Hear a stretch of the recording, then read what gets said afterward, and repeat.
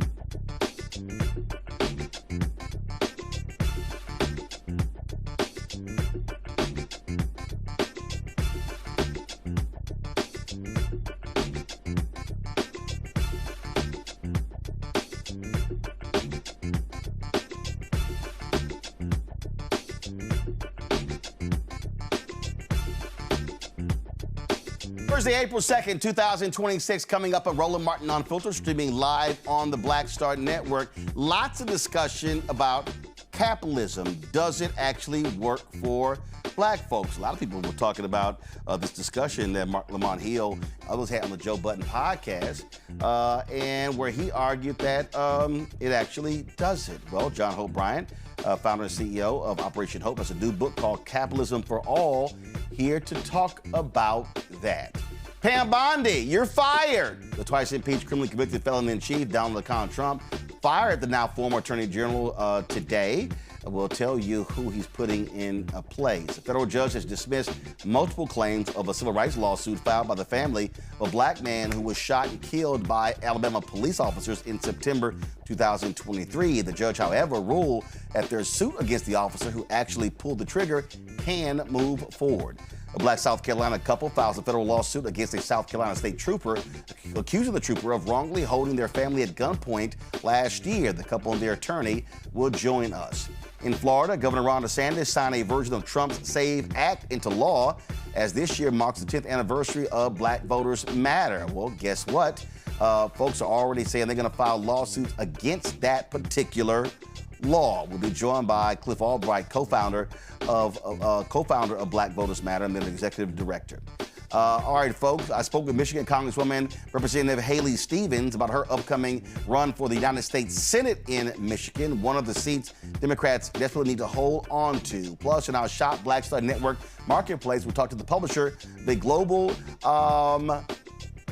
first of all, a global manga-inspired comics brand that puts diverse creators front and center.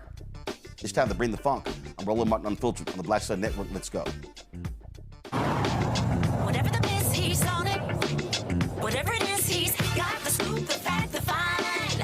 And when it breaks, he's right on time and it's rolling. Best believe he's knowing.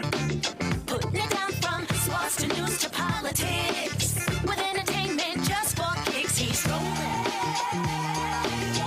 It's on go, y'all. It's Roland Martin, yeah. Rolling with Roland now. He's funky, he's fresh, he's real, the best, you know he's Roland Martin now.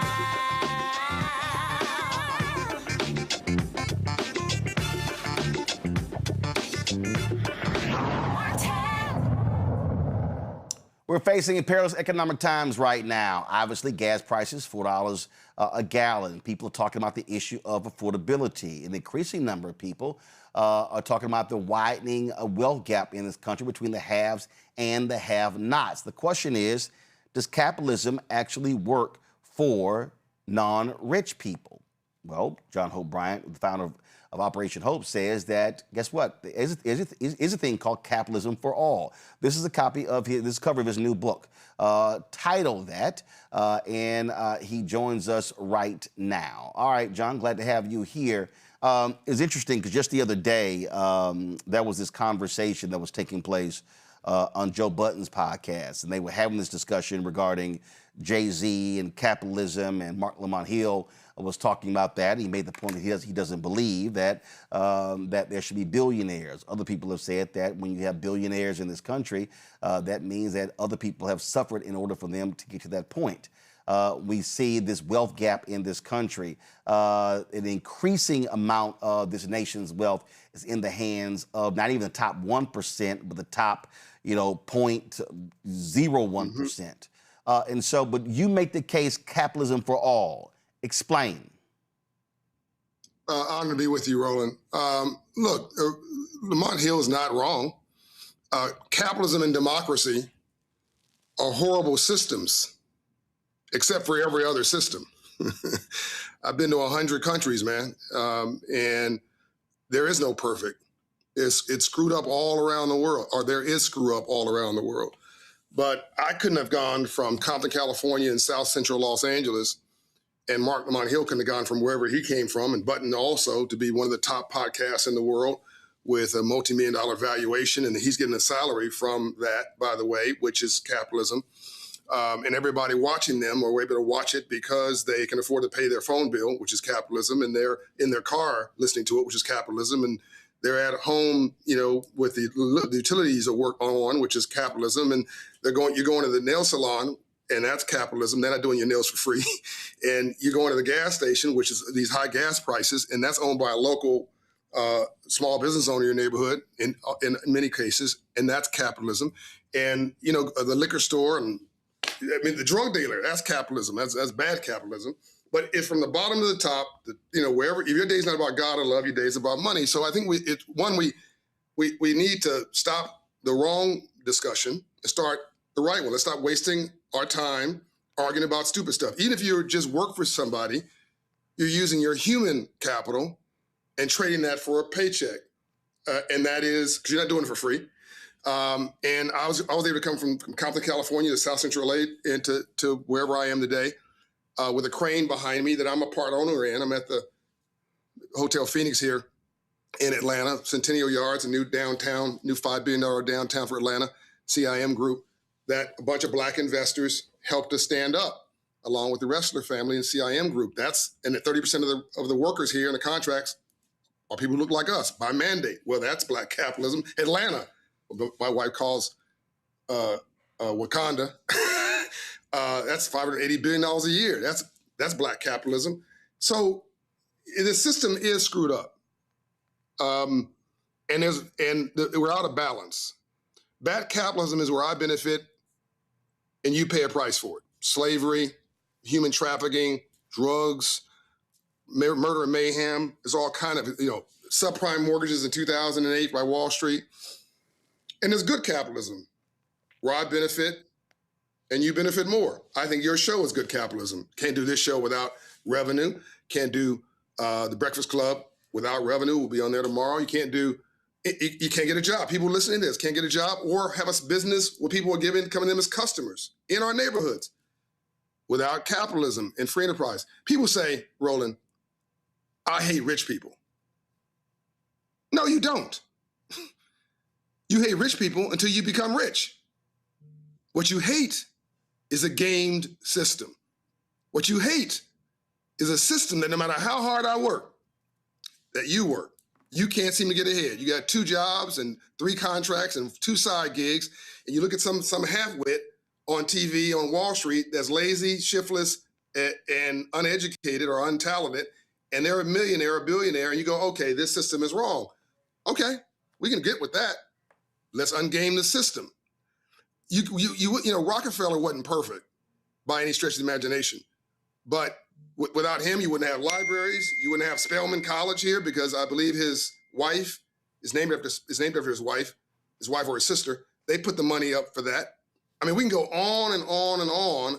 Even if you want to distribute money like a socialist, you have to first collect it like a capitalist. My problem is we're not involved in the system at all. And if you don't mind me saying this, the first time I'm saying it on broadcast, anything, I'd like to make a provocative statement on your broadcast, if that's okay, Roland, about the state of us. Is that okay? Yeah, go ahead. We're in trouble in a way that we don't understand. We think we've made it. First Reconstruction, slavery. Second Reconstruction, freedom. Second Reconstruction, access, civil rights movement. Ambassador Young is downstairs. By the way, we're going to go to the New Edition concert, which is capitalism. All right, you can't buy those tickets without money and a job, and they can't make any money, the New Edition, without getting revenue. But anyway, Second Reconstruction, civil rights movement. We've been riding off the fumes of the civil rights movement for 70 years. And with that, fairness amongst the government. So civil rights bill, affirmative action, DEI, set aside contracts, but right to vote, Voting Rights Act, Fair Housing Act. We never thought that there'd be a federal government that was antagonistic of us, at the very best neutral to us. But now we find they may be actually even an affront to us. And now all of those protections at the judicial, executive, and legislative branch seem to be falling away in real time. All of the things we thought were norms falling away. We find that we didn't make it. It was made for us by the icons of the civil rights movement, for which you are a historical expert on. We have never tried, and then on top of that, you have brutal capitalism now coming in with brute force and AI, changing all the game, on top of that, all at the same time. On the 250th anniversary of America and the 100th anniversary of Black History Month, thank you, Carter G. Woodson, can't make this up. As Ambassador Young would say, coincidence is God's way of remaining anonymous. I think the whole country's having a colonic right now. One huge digestive, who are we going to be when we wake up moment. And we're sitting in a moment in history in the third Reconstruction. So this is not a book. This is a business plan. And I wrote a business plan for Black America. They can go online and download it right now. It don't involve the government, and that gets us from zero net worth by 2053, the projection, to 3.5 trillion by 2053 without ever talking to the government. Now, I'm gonna stop talking and let you. But how? But how? Because here's what interesting. When Trump went over to Saudi Arabia, when he went, and 32 CEOs went with him. When I look at, listen, the White House is 2 blocks from where we sit right now. The reality is corporate America is directly tied to government. When I see what's happening right now with what they want to pull back with the SEC, when I look at what's happening with AI, when I look at contracts, all those things, the reality is corporate America is extremely tied to government. And I keep making the point there are only 2 pools. There are only really well, if you say 3 pools of money: individual money, corporate money, government money. And the reality is, the folks, when I look at the folks who do get rich in this country, they're tied to government. Even the project that you're talking about there in Atlanta, the Centennial Project, government plays a role in that. And so the question then becomes, right now, some tax benefits too. Yeah. So right now, because government has the ability to create those tax benefits. Yeah. You look at the data centers that are being run. They're seeking massive tax breaks from cities, counties, states as well. And so a person who's watching, a person who is not a lobbyist, a person who's not tied into that, the question really becomes, okay, how does capitalism work for them? In a way that Joe Madison would always say, you got to put it where the ghost can get it, to where they understand. Yeah. So let's deal with the conflict. Let's go right to the heart of the conflict first. Is this a good system? Is it fair? Is it reasonable? I was at Clark Atlanta University last night for the kickoff of the tour for Capitalism for All.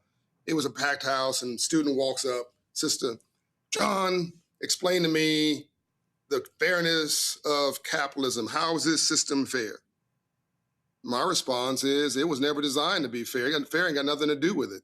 Business is not personal. It's just business. And we got to get the emotions out of this. So I'm explaining this, as you say, go to where the goats can get it. Capitalism is a table with 2 chairs. You got the consumer on one side, you got the capitalist on the other. Let's assume for the moment I'm the capitalist. The consumer's job is to pay the least amount for the product in question while getting the most value. That's their job. My job on the other side of that table is to extract the most price out of this while giving the least value in return. The consumer's doing their job. I'm doing my job. And a good negotiation is where everybody leaves that table slightly annoyed because nobody got everything they wanted. And in a third world country, you haggle on the street corner. People in Africa, and 54 countries in Africa, are doing capitalism while we're talking about it right now. They're negotiating with somebody about the cost of that bread, a vegetable, or whatever it is, sandwich, but you're negotiating the price between consumer and producer in real time. In America, in London, or wherever, developed country, the price has been set already because the researchers have figured out what you're willing to pay for it. And the people who are watching this say, you know what, that comb, that brush, that wave cap, that's worth $20 for me. The haircut at the barbershop, that's worth $70 for me, or $50, whatever it is. The nail salon, okay. So fair exchange is no robbery. Nobody's even taking care of your kids, unless it's your grandma, without you paying them, right? So it's all capitalism, and it's not personal, and we need to stop making it personal. You mentioned about the government. Yes, this is an interactive relationship, but it should be good capitalism. Good capitalism, as I said earlier, is where I benefit and you benefit more. Bad capitalism, slavery, as example, is bad capitalism, and I benefit and you pay a price for it. Good debt is where I tie to something that appreciates: homes, stocks, bonds, cash, businesses. Bad debt is where it's tied to something to depreciate, financing jewelry. So we've been in this consumer economy that everybody's taking advantage of. I'm just sick and tired of it. Michael Meck said we've been bamboozled, we've been tricked, we've been fooled, we've been hoodwinked. When somebody says, why should I try capitalism? I say, well, why don't you ask the question about why should you try God? God cannot possibly mismanage and screw up your life worse than you have. It's not like we tried capitalism, free enterprise at scale as a community, and it never worked out. Folks want to talk about Tulsa. Okay, let's talk about Tulsa. You know this, you're a historian. That was one community, a few square blocks. Wasn't a city, wasn't a county, wasn't a state. A few square blocks, a brilliant example of us owning our stuff. Yes, racists came in, burned it down. Then the next story, we rebuilt it. What nobody talks about is that lasted until 1960-ish. What happened? It wasn't racists running in. We got integration because of the Second Reconstruction, and understandably so. We wanted to figure out what the white man's water tasted like. We wanted to go to the white man's dentist. We wanted to go to the white man's car dealership. We wanted all the stuff we were denied. We wanted to go check it out.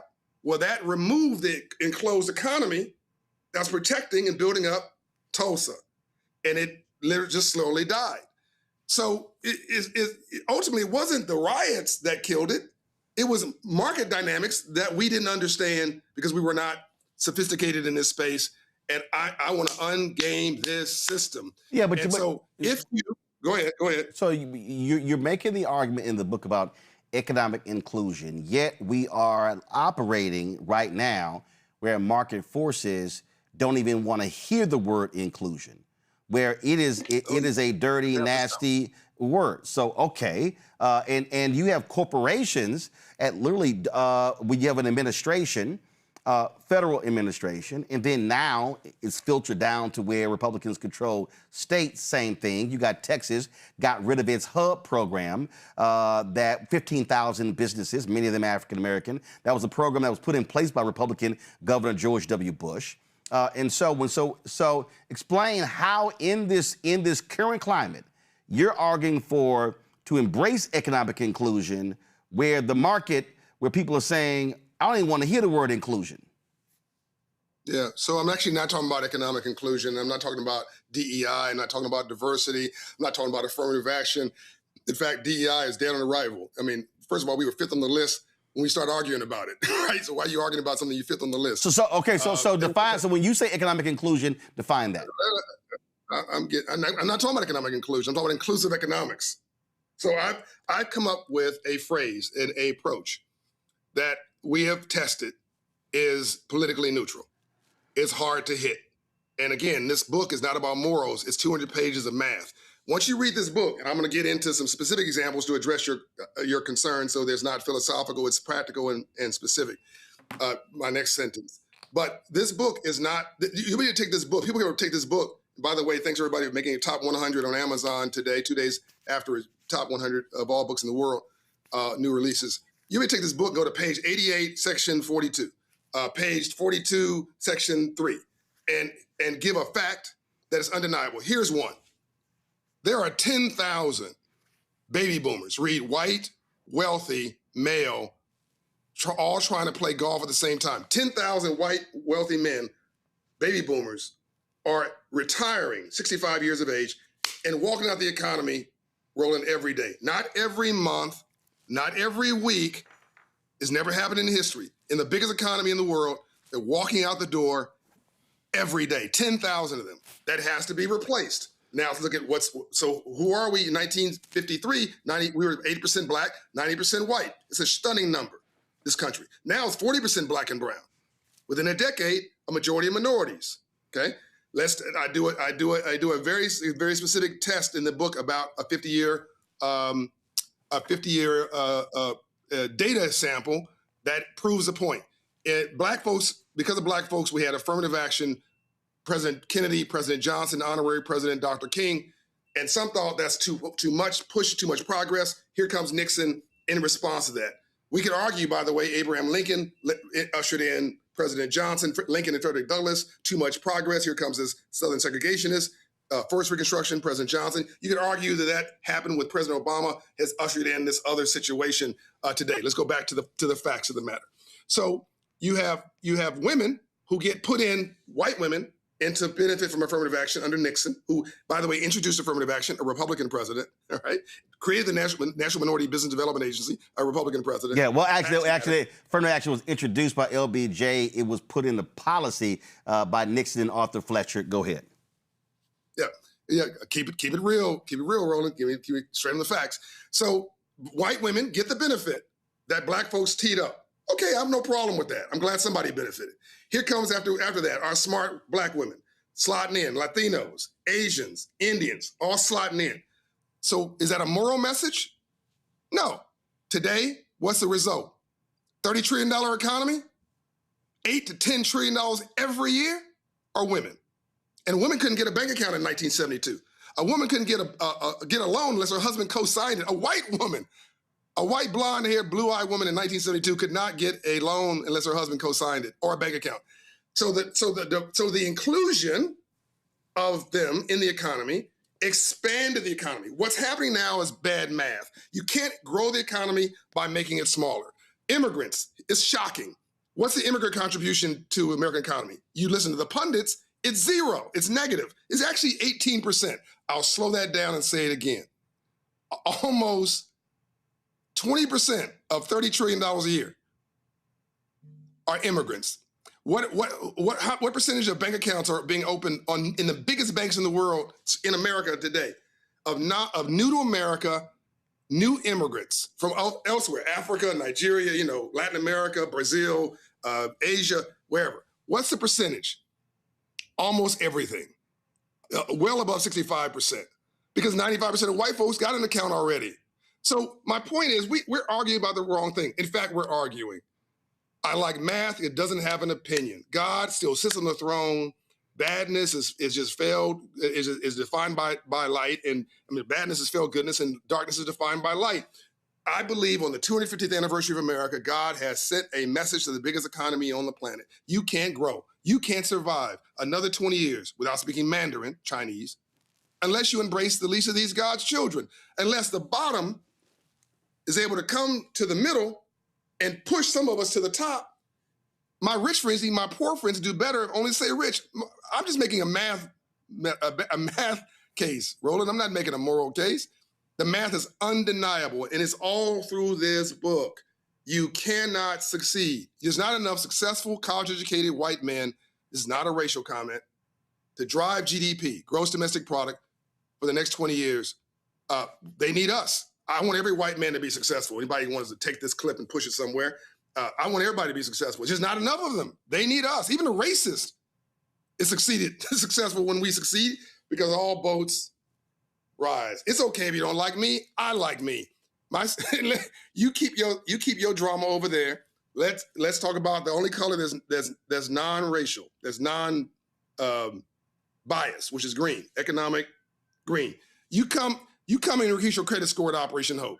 I guarantee you'll get a credit line. You have a job and a 700 credit score. I'll give you $1,000 if you can't get a $25,000 line of credit or credit card. I'll give you my own $1,000. And I know, because we've done $4.5 billion of access to capital at Operation Hope for our people who look just like you and me. So I'm not selling wolf tickets.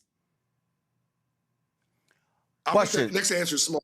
I've got three panelists here. They're ready to ask a question. I'm going to start with Reese Colbert, host of the Reese Colbert Show, Sirius XM Radio out of D.C. And Reese, in your day job, you deal with money, right? I do. So I'm not the person to talk about the evils of capitalism, because I like money. But my question is, so you said that in your book, you lay out how to increase the net worth without government intervention. So can you give one example of that's practical for like the everyday person, the person who wants to be the next Jay-Z or whatever kind of billionaire, millionaire? What's one thing that they can be doing right now? Yes, I'll answer that directly. And by the way, I agree with what Jay-Z said about billionaires, by the way. Yes, I can answer that question directly. So Black people have the lowest credit score in America of all groups. And by the way, there's only 3 groups of 200 ethnic groups that didn't use capitalism and free enterprise that set themselves free. Poor whites, and by the way, if race was the only issue there would not be poor whites, and they would not be the biggest group of property in this country. There'd be rich whites. But clearly the rich whites left the poor whites behind. Y'all on your own, Native American Indians and African Americans, not African Africans, not African Caribbeans who have a different approach, African Americans who were enslaved. So put that aside for a minute. Now let me answer your question. African Americans have the lowest average credit score in America. It's 620, which means that my cousin Pookie and them have a 500, 550. You and I have a 700 and 800, and the average, Roland's probably 850. The average is 620. Okay. No. Actually, I'm not 850 because I pay for stuff in cash, and the credit system don't like that. I'm 830. Don't put me. I'm 830, honey. Matter of fact, I ain't even looked it up because I ain't using no credit. But go ahead. I'm just messing. Go ahead. No, you're not messing. This is a serious conversation. I'm checking my credit score right now. I check it every few days. I think I'm 790 or something because I carry my whole company's on my back. Okay, so let's answer the question. So you can't get a decent car loan at 620. In fact, if it is 580, you're not getting a Mercedes. You're getting the Mercedes payments. And as soon as it breaks down, the secondary car dealership that you bought it from, who makes their money not on selling the car, but maintenance, financial literacy, and the finance department, I'm 792, it just showed. They're going to clean your clock and when you go back with that broken down car. They can't wait for you to bring it back. So you can't get a decent car loan. You can't get a home loan at 620, not a good mortgage. You don't want an adjustable rate mortgage. You want a fixed rate mortgage at prime rates. That requires 680, really 700, right? You can't get a small business loan. We like the bank's racist. No, if your credit score is 580, I'm not giving you a small business loan. You're a bad credit risk.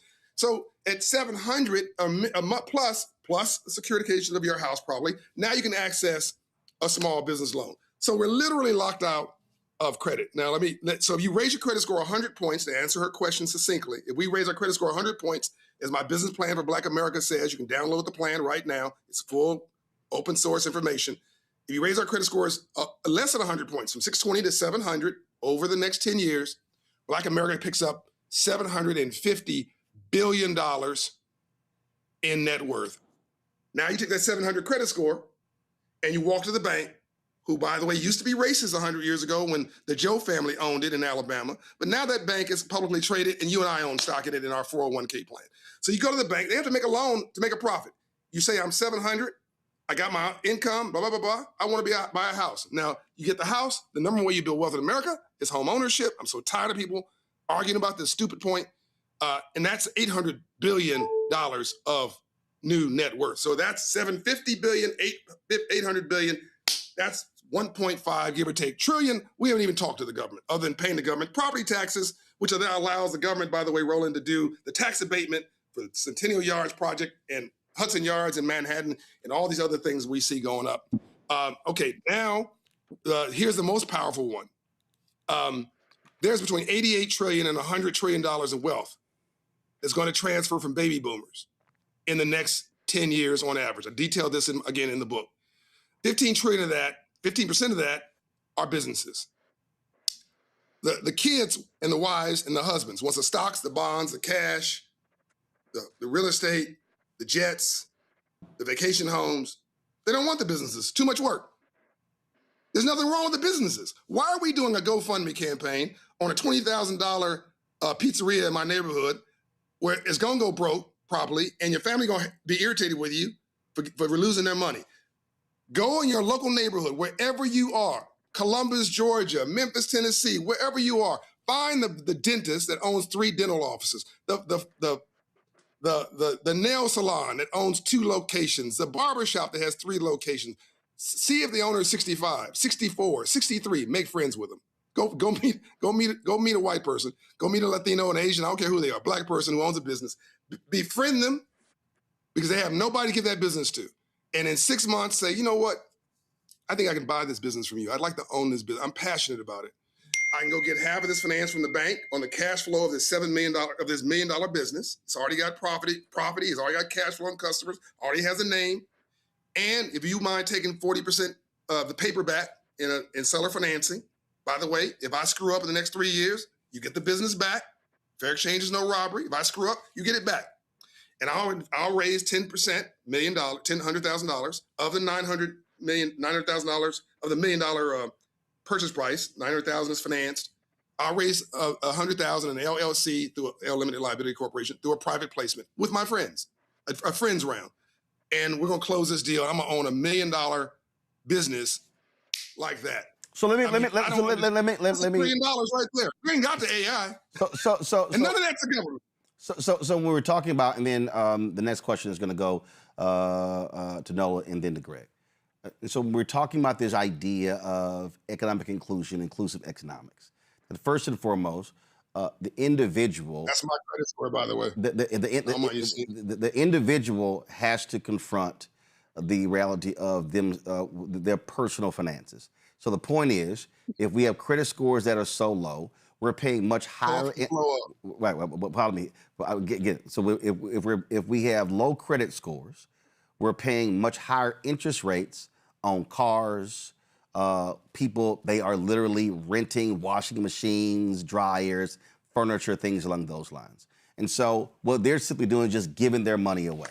And so if we raise that credit score, if people go in Operation Hope, helping them to reset, in essence, their finances. Now what it does is it puts you in position now to, first of all, if you get a car, you can get it at a lower interest rate, cheaper note. You can get yourself a house. Now you're building economic equity. So if you decide to now own a home, you now have collateral to be able to work with. And so if we're talking about being a part of this economy, then we have to completely redefine ourselves as individuals and as families, and not just talk about a system if we don't change what is happening individually that puts us in a position to be able to participate in this economy. Yes, and let me go one step further. I'm gonna make this personal. I grew up in the hood. My credit score was toe up from the flow up. I had a 400. I was homeless at La Tijera and Airport in Los Angeles for 6 to 8 to 12 months of my life. My credit was so bad it was credit. It wasn't even bad. It was credit. It was credit. My credit was bad, and I could have filed bankruptcy. I didn't. I wanted to honor my debts. But my house, they were looking for my car, and the Montero Jeep. The leasing company was hunting for that car, and I could have given up. But I had a secure credit card with a $300 limit. Now banks are offering me 7-figure unsecured lines of credit. I'm black. I'm still the same person. They offer me 7-figure unsecured lines of credit. I'm like, no, I'm good. I got enough. I'm good. And the lines of credit I do have, I don't use. I try to keep them low. So but hold on, John. John, before I go to the lines of credit though. But the point is, you were in a perilous economic condition. You had to change your personal economic condition. Yes, that's a part of it in terms of the mind. And then once you did that then put you on the proper pathway to be able to begin to build, grow, and get to where you are. But you can't, for the person who's watching and listening, who says, man, I would love to be where John is, they have to also confront where John was and where John was and what he had to do to fix that situation that put him on the road for economic recovery, economic sustainability, economic growth, and then riches and wealth. So there's a process here. So for the person, again, watching, listening, you can't watch an interview of a Jay-Z or hear what John Hope Bryant has done or Robert Smith has done, or even help with what we've done here without asking, okay, what did you have to do and what did you go through that put you in the position to where you are now? Because I can say the exact same thing. I filed bankruptcy. I filed personal bankruptcy. I can then largely because of healthcare costs, because of getting an appendix in 2000. So again, as a part of this, when you talk about capitalism for all, in terms of what you're laying out, is there are steps that we have to confront and deal with, and the steps you can't skip, that you actually have to go through. Nola Haynes, go ahead. While we're sitting here, Roland, I can't make this up. While we're sitting here, Wells Fargo sends me an alert notice, offering me some additional credit, and they send me my credit score. But again, Wells Fargo is doing that because of what you've built, and they also say how we can build and grow as a business by also helping you. Dr. Nola Haynes, Georgetown University School of Foreign Service out of D.C. What's your question for John Hope Bryant? Thank you so much, Mr. Bryant. And this was as a political scientist, I listened to your argument very, very carefully. And my understanding of the definition of capitalism has to do with private ownership and controlling the means of production, not necessarily just having a business, but we're talking about controlling the means of production. How do you explain that part to Black people? To control the means of production is very different from opening a business, maybe a restaurant or something like that. We're talking about controlling the means of production. So how do you reconcile that inside of your argument? Also, what do you suggest to Black folks? Because if it's about controlling the means of production, it's a little bit more than just having an LLC. You basically made the whole case for my book. I'm not talking about increasing income, by the way. This whole conversation about making money, getting that dollar, getting that bag, getting that cash, getting that money, it's a waste of time.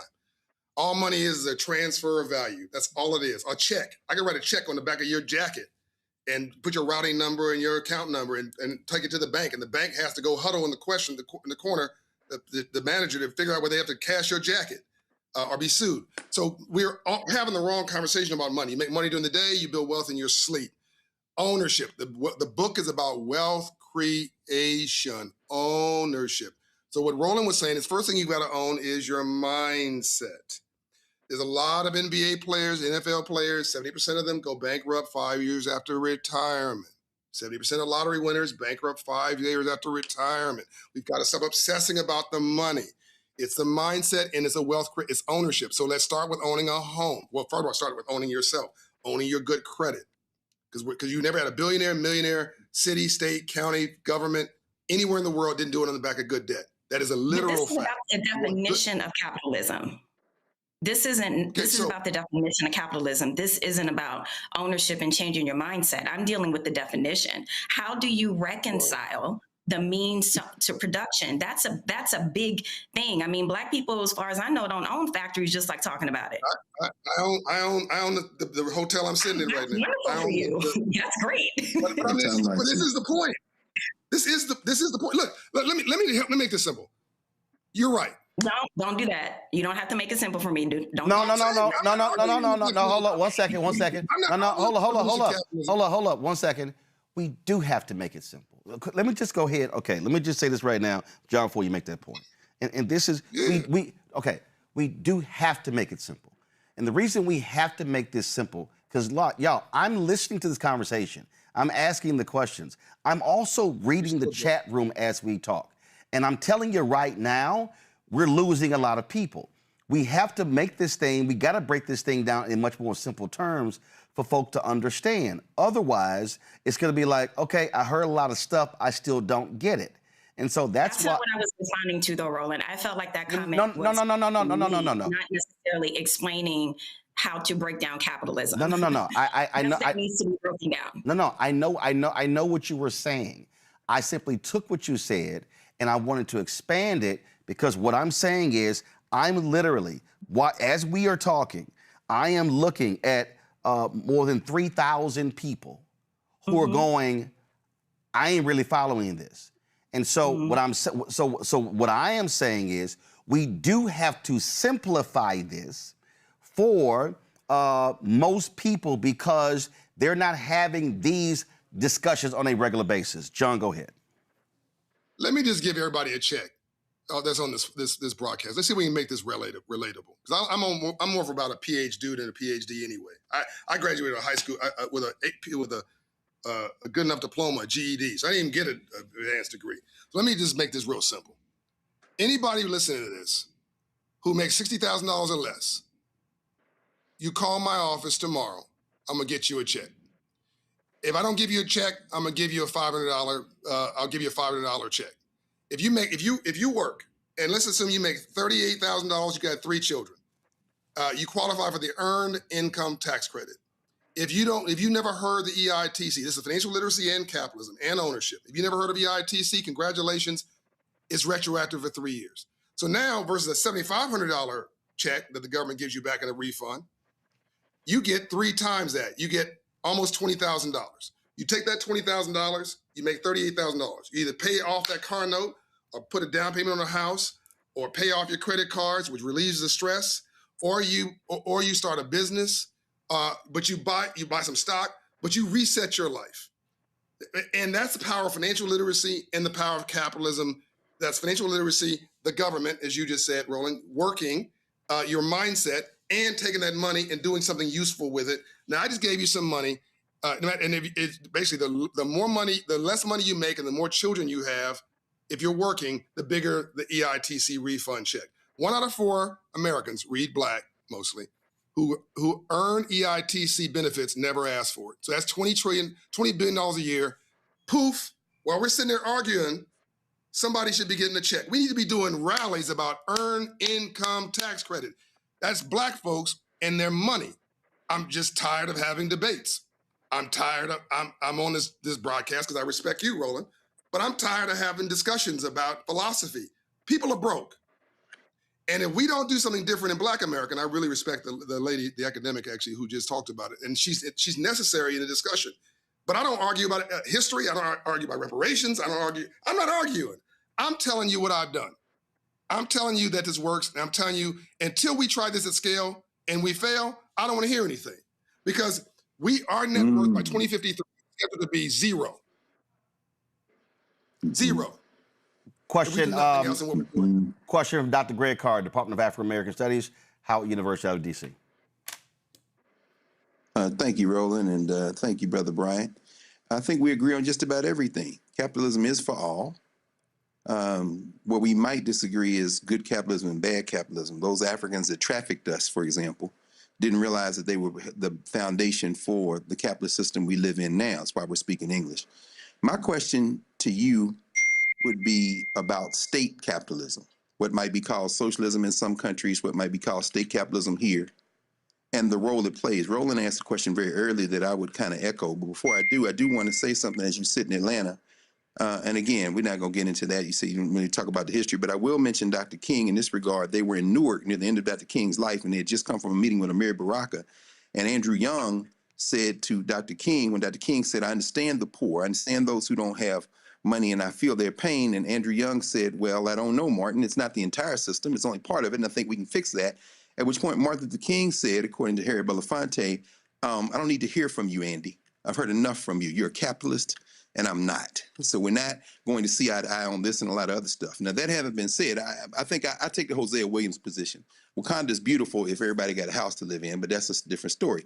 Capitalism requires a working class and an unemployed class. Everybody can do what you've done. It's the same message Booker T. Washington was saying. You got Black millionaires, but in order to have a capitalist system where that works, it has to include everyone, and everyone means you got to have some unemployed people and some working class people, and maybe you can pull a few more up into more money and more wealth. But my question to you is, what is the role of the state? This is the question that Roland asked. Even in a world where you say we better learn Chinese because it's state capitalism in China that has made it the world's factory, is going to mean that people living in the United States of any color are finding themselves caught increasingly in a global trade network, supply chains. We see the Strait of Hormuz, the BRICS. We see what Russia is doing and why they ease sanctions against them. A system in which your ability to generate wealth in the United States of America is about to be severely limited in a world system where some countries are taking some of the wealth they're generating and investing in their people. How does the United States pursue a similar approach? And is that even possible in a country where we are taught that we should go for self? Shout out to Jay-Z, who created all kind of gentrification in Brooklyn and the whole city of Atlanta, as far as I'm concerned. How do we do that at the same time that we preaching a message of everybody can achieve and build a certain level of wealth? What's the role of the state in this? And I've got 2 minutes left, so there you go. Man, this is like the most important part of the whole dang on conversation. Oh, I know. Unfortunately, we blocked 20 minutes. I wish I would have said I knew that wasn't enough time. I want to come back with just to spend 30 minutes on that brother's point. Let me see if I can do this, because even in Atlanta here, you have a huge unbanked population, And this is a city with 7 black mayors. You got black wealth all over the place. You still have black poverty here. But anyway, let me see if I can address this quickly. You're right. The current system in America is not going to work. You cannot grow the economy by making it smaller. The immigrant approach is not going to work. The minority approach is not going to work. The protectionist approach is not going to work. We need a state that does financial literacy for all legislation, K through college. You need a state, as in the state. You need a state that has a safety net at the bottom so people don't fall through the cracks. Healthcare should be a national norm. You need a state that does internships and gives tax credits for it. Why are we the most philanthropic nation in the world? Because you get a tax credit for it. Why is it a 75% ownership rate amongst financially literate white people? Because because the entire tax code enforces and supports home ownership. You write off every payment. So we need a tax code that supports internships, supports apprenticeships, supports financial literacy, supports investing in inclusive economic businesses from underserved communities, from black and brown urban to poor white rural. We need a tax system that takes people at the bottom and pushes them up the ladder to the middle and the top, or a shot at the top. And people like the socialist conversation. As you know, sir, I'm sure you know this, all socialism is a taxing system. The Nordic countries are capitalists. Sweden is timber. Norway is oil, right? They're making money. It's just that half of that money goes to the state, so you don't have anybody at the bottom, but there's also nobody like us. That's exactly right. Us at the That's top. right. So I'd love to come back. My wife, by the way, told brother. me, I'm so proud. She said, John, calm down. People might think you're being aggressive. Thank you, Shatra. I'm just passionate. But I'd love to come back. I love that. That's a whole rap, right? Right, but that actually again it speaks to what I'm talking about. So we'll do this here. We're gonna have a part 2, and you're gonna turn them alerts off. All them people texting you right now. So I done told you about that doing television. I've been hearing that damn beeping for 45 minutes. Getting on my damn nerves, see? All right, and Shatra should have took your phone and turned them alerts off because it was beeping. Sure. All right, so we're going to have a part 2. Folks, pull the graphic up. Again, the book is... By the way, get the book and let's debate it. One second. John, hold on. The book is Capitalism for All, Inclusive Economics and the Future-Proofing of America. Henry, go to my iPad. Y'all were asking the question. Y'all were asking what number to call. Go to operationhope.org. Operationhope.org. John, what is the number they can call? Is it 800 number? Because again, people all in the chat saying, "Hey, where do we call?" Because they want to get their credit stuff straight. Say it again. 888-388-HOPE. They can also download the Hope in a Hand app on their phone, on Androids and iPhones. They can go to the website, operationhope.org. And I've scholarshiped everybody into free coaching and counseling. So I'll give you $1,000 to a $2,500, maximum $5,000 scholarship for annual coaching to get your credit score up, your debt down, your savings up, so the bank will tell you yes. And again, do that folks, for free. And what you just said right there in 10 seconds, I need people to understand. You cannot be a participant in a system, and if you want to be able to have wealth, if you do not get your personal finances straight, that's where literacy is critically important. So we will have that part 2. Enjoy the New Edition concert. Tell my guys what's up. Tony Braxton is great, plus Boys to Men. It's going to be a phenomenal time. So wear some comfortable shoes because you're not going to sit down. I appreciate it. Thanks a lot. We got a whole posse going too. Well, trust me, ain't nobody going to be sitting down. So go to the bathroom early, get your food, because it's a nonstop. I appreciate it. All three of them, other than you, Roland, geniuses. All 3 of them. The 2 ladies and the brother, except for you, geniuses. Oh, I already know I'm a genius. You ain't got to tell me that. I'm good. All right, I appreciate it. Thanks a lot. Peace and light. All right, folks, we come back. We're going to talk to a black South Carolina family who's filed a federal lawsuit against a state trooper there for holding them at gunpoint. You're watching Roland Martin Unfiltered on the Black Star Network. Why does it feel like we're going backward? Voting rights under attack, schools stripped of funding, Black history erased. This is the Trump MAGA agenda. They want to take us back. They are redrawing congressional lines in states across the country, deciding who gets power and who gets silenced. We see what this is, a power grab. Virginians won't be fooled. Show up, vote, take back our power. It's a temporary measure that gives the people, not politicians, the final say. Vote yes by April 21st. Hey, what's up? Geek Tony in the place to be. Got Cake Touch at Mama's University, creator and executive producer of Fat Tuesdays, an air hip-hop comedy. But right now, I'm rolling with Roland Martin, unfiltered, uncut, unplugged, and undamn believable. You hear me?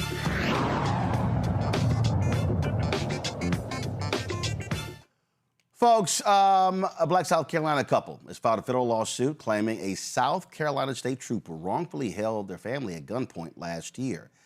In Cartrez Bush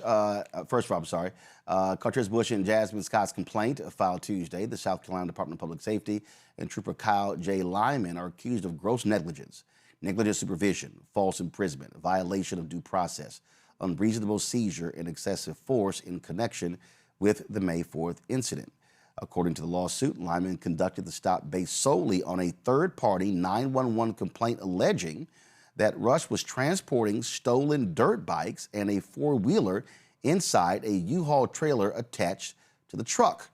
Their teenage daughter, Caitlin Rush, who was 14 at the time, recorded some of what took place. Take a look. Record. I am.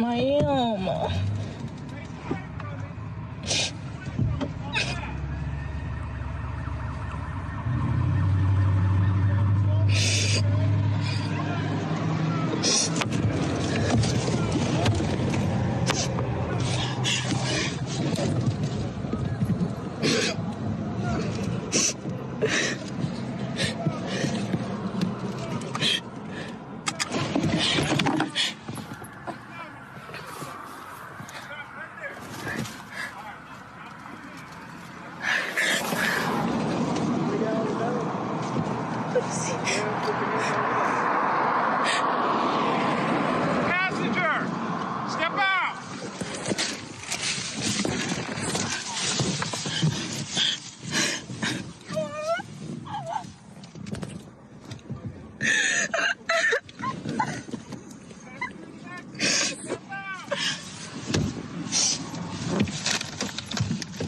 Wait, don't open the door, King.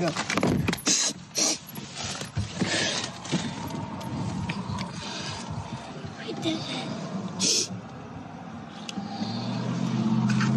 Oh, my dad.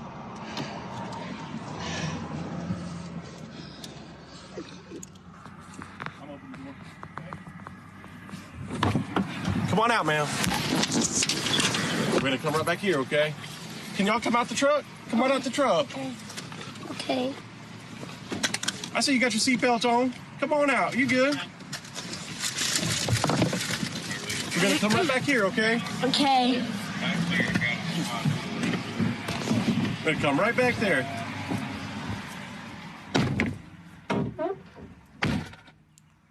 Attorney Tyler Bailey represents the family. He joined us now along with Cartrez Rush, as well as Jasmine Scott. And we have a fourth guest as well, and also joined by Caitlin Rush. Okay, so first and foremost, y'all were traveling, and all of a sudden you get pulled over. Was any reason given? Roland, let me start off first. Thank you for having us on. And I'm going to let Mr. Rush talk as well. But I'll tell you right now, there was never any justifiable reason for the Rush family being stopped that day. They were driving, minding their own business, and this officer got a dispatch call. It was bogus from the start. He didn't not know the information he was even talking about, but I'll let Mr. Rush talk about that. There was never a justifiable reason for them being stopped, and there certainly was never a justifiable reason for guns being pulled and them being treated like criminals, violent criminals for no reason. Cartrez, go ahead. Hey, Mr. Roland, thank you for having us. But basically, we were traveling from our hometown. My wife's an event planner, and we were traveling back to our hometown, and I noticed the police car behind me in the blue light. So I pulled over, put my truck in park, and as I was reaching for my license and registration, thinking that one of the officers were going to approach the vehicle, I heard some yelling in the background. And when I looked up in the mirror, my daughter said, "Dad, they're pointing guns at us." So they started yelling, they're pointing guns at us, and at this point, they're telling us to put our hands out the window. So my wife advises my daughter to go ahead and start recording, because at this point, we have no explanation, completely clueless on why we got guns drawn on us. So later, me and my wife get out the car and had to leave the kids in the back seat crying, whimpering, and we back up toward the sound of the police officer's voice, and they immediately put us on the ground, put us in handcuffs. Still no explanation, no identification, don't even know who we are. So at this point, we just completely clueless and afraid, and we still got our kids in the truck crying, scared. How many kids were in the vehicle? 3. 3 kids. So it was 5 of you total. 5 total, yes, sir. Okay, so Attorney Tyler Bailey. All right, so the cops said they got a call from dispatch. Yeah, so what happens? Who the hell called? Because first of all, y'all were driving, what kind of vehicle were you driving? It's a black dually truck, and they're towing a U-Haul because Miss Scott, I got it. But I'm just trying to visually set the scene for the audience. So you're driving on a highway in a truck with a U-Haul. Okay, the U-Haul I would assume is closed. Yeah. So nobody knows what's in the U-Haul. Nobody. So all of a sudden, the officer said he gets a call from who? He gets a call from some random person who's on the phone with dispatch. They patch him through. His first story is, I'm following a dually truck who stole some dirt bikes and a four-wheeler from me, and he's trying to tell the police where they are. Next, he says, somebody told me that they saw them steal the dirt bike and the four-wheelers. It seems to be a quintessential case of swatting. This could have been somebody that they passed on the road and just decided to call a bogus tip on them. No, but I want to unpack that. Okay, so again, so somebody calls and says, "Yo, I saw something stolen." There's no corroboration. There's nothing else there, and so the trooper just automatically stops the vehicle by just taking this person's word for it? That's exactly what happened. And on top of that, he stops the vehicle, but pulls his firearm out immediately. And so, like Mr. Rush said, when he sees the blue lights behind him, he's thinking maybe the officer's trying to get around him because he wasn't doing nothing wrong. And he finally pulls over, guns are immediately drawn, and they're asked to hold their hands outside the window until backup comes, which is about a 6-minute period where Jasmine's hands are out the window, so is Cartrez's hands. And out of instinct, from seeing so many of these situations across the country, Cartrez tells his daughter to record. Okay, the person who called, have y'all obtained the recording of that call? We have the recording of the call. Did the dispatch, because I've driven on roads and somebody's driving crazy, zooming in out of traffic, or I have seen an accident and I'll call in and they'll say, "Sir, what's your name and your number?" Did they get any information on the person who called? They got some information on the person who called, but as of right now, we don't know if that was even factual information. It could have been a fabricated name and number, and they never provided any of that information in the reports about the caller. Now when you call 911, your number shows up. So they actually, if I'm correct, they should have the phone number of whoever called. They should have the phone number. We tend to hold everybody accountable, the officers, the departments, and this person who put this family at risk of losing their lives and has them walking around now with this scar emotionally, psychologically, that's not going to leave them. So we're going to look for everybody. Right. So when y'all got pulled over, was it one state trooper in the vehicle or two? You have one state trooper in the vehicle. He calls backup. He calls SLED, which is South Carolina Law Enforcement Division. You have 2 county departments that come, and then some more troopers come later. So all in all, there's multiple guns that end up being drawn on the family. So what are we talking about? 5, 6, 8?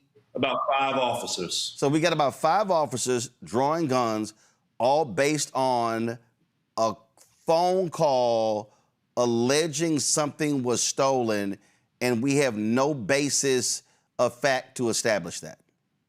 That's right. No basis. After this, Cartrez, you and your family had to go through counseling. How have y'all dealt with this? Because the reality is that is a traumatic situation. Absolutely. I mean, the day after, basically, I had to take my daughter out of school because she couldn't even complete the entire school day because she had to go to the guidance counselor. And I started counseling, and, we were going to counseling periodically, like twice a week. I mean, it has affected us to the point that when I get in my truck now, my kids are so traumatized. They constantly analyze everything I do. Dad, slow down when I'm doing the speed limit. Dad, put your seatbelt on. Please don't do anything to get pulled over by the police again. And it's so hard for me because we teach our kids at a young age that these police officers are the people that are supposed to protect you. These are people that you can feel safe around. So, I grew up old school as far as stranger danger. Like, police officers are the only people that get a stranger danger pass. And this one incident that they come encounter with the police, you got their parents at gunpoint. Now, how do I explain to my little boys that we was teaching you 4, 5, 6 years in a row? These are the people that you feel safe around, but now these are the people that got you in a life-threatening situation. So, I mean, it's hard, man. It's real hard. Absolutely, it is. Well, we certainly appreciate y'all coming on. Keep us abreast of what happens next in this case. Certainly traumatic, and folks should be held accountable for what y'all had to go through. Roland, you mind if I say one last thing? Yeah. Caitlin, she's a formidable young woman. Miss Scott Jab, she's currently pregnant right now. 2 boys who saw this as well. Just I encourage viewers to keep them in your thoughts and prayers because this is something that's going to stick with them for a long time. And we're demanding full accountability here. And we hope that everybody who had a role, keeps this family in mind when they decide to make decisions moving forward. Do we have a last point? Were all of those officers wearing body cams? Yes, they were. We're going to get all body camera footage, and there'll be more dash camera footage as well. Got it. All right. I certainly appreciate it. Y'all be well. Thanks a lot. Thank you. Thank you. All right, folks, a lot to break down next. We got Black Voters Matter celebrating 10 years. And, of course, we're dealing with this nonsense SAFE Act in Florida. We also going to talk about Pam Bondi being fired by Donald Trump. Paula White making a complete ass out of herself yesterday, literally comparing Donald Trump to Jesus. Yeah, that actually happened. It's a lot we will deal with in the second hour of Roland Martin Unfiltered. Folks, support the work that we do. Join our Bring the Funk fan club. Your dollars really make it possible for us to do the work that we do. I say this repeatedly, and it's no joke, okay? We don't have these billionaires like Republicans are funding right-wing media, all right? All right? This is the only Black-owned news show that's in YouTube's top 100 podcasts every week. We're the only one, okay? We ain't getting checks for $2, $3, $4, $5 million funding this whole deal. So what we've been able to do with this show and 5 other shows is actually build something that nobody else has built. But it takes resources. And listen, there are thousands of people who are watching us right now. And I'm telling you right now, what it takes. I know what it costs every single month. It's $195,000. It's rent. Listen, when we talk about connecting, we don't have home Wi-Fi here, y'all. We literally spend $2,500 a month on fiber to make sure that we have the fastest internet speed. And so when we've lost our signal, we're about to put in a new system. We're going to have redundancy, a second encoder. So if anything happens with the signal, then we stay online. But it takes resources. And we always talk about what we need in black media. We need this, we need that. But it ain't going to happen unless it's funded. And we can't talk about for us, by us. That's the only way this thing is going to happen. So your support is absolutely critical. I'm sitting here right now. These are some checks and money orders that people sent us. I'm actually sitting here literally depositing them during the show. I went to the post office yesterday, picked up some money orders and checks as well. And so again, your support is critical to our success. Folks, if you want to support us via Cash App, use the Stripe QR code. You see it right here. This is the Stripe QR code. That's also for credit cards. Checks and money order, make it payable to Roland Martin Unfiltered, P.O. Box 57196, Washington, D.C. 20037-0196. PayPal's R Martin Unfiltered, Venmo RM Unfiltered, Zelle, Roland at RolandSMartin.com, Roland at RolandMartinUnfiltered.com. We'll be right back. Virginia, we are counting on you. Republicans want to steal enough seats in Congress to rig the next election and wield unchecked power for 2 more years. But you can stop them by voting yes by April 21st. Help put our elections back on a level playing field and let voters decide, not politicians. This is the responsible thing to do. Help us chart a better path forward, Virginia. Vote yes by April 21st. A decade of love, joy, and power. Black Voters Matter is 10 years old, and we are just getting started. This is love with a purpose. This is Black joy in motion. This is unstoppable power. Across campuses, neighborhoods, and back roads. Let's go! We show up not just to vote, but to be seen, to be heard, to belong.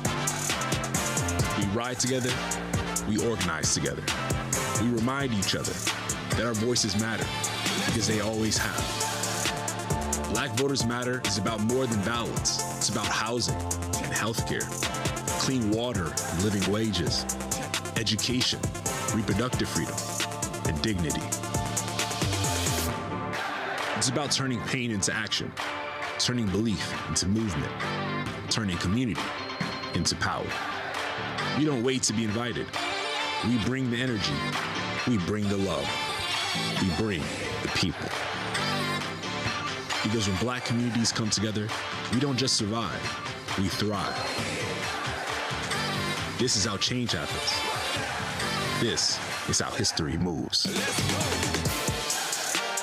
We organize, we build, we win. My name is Bill Duke, and you're watching Roland Martin Unfiltered.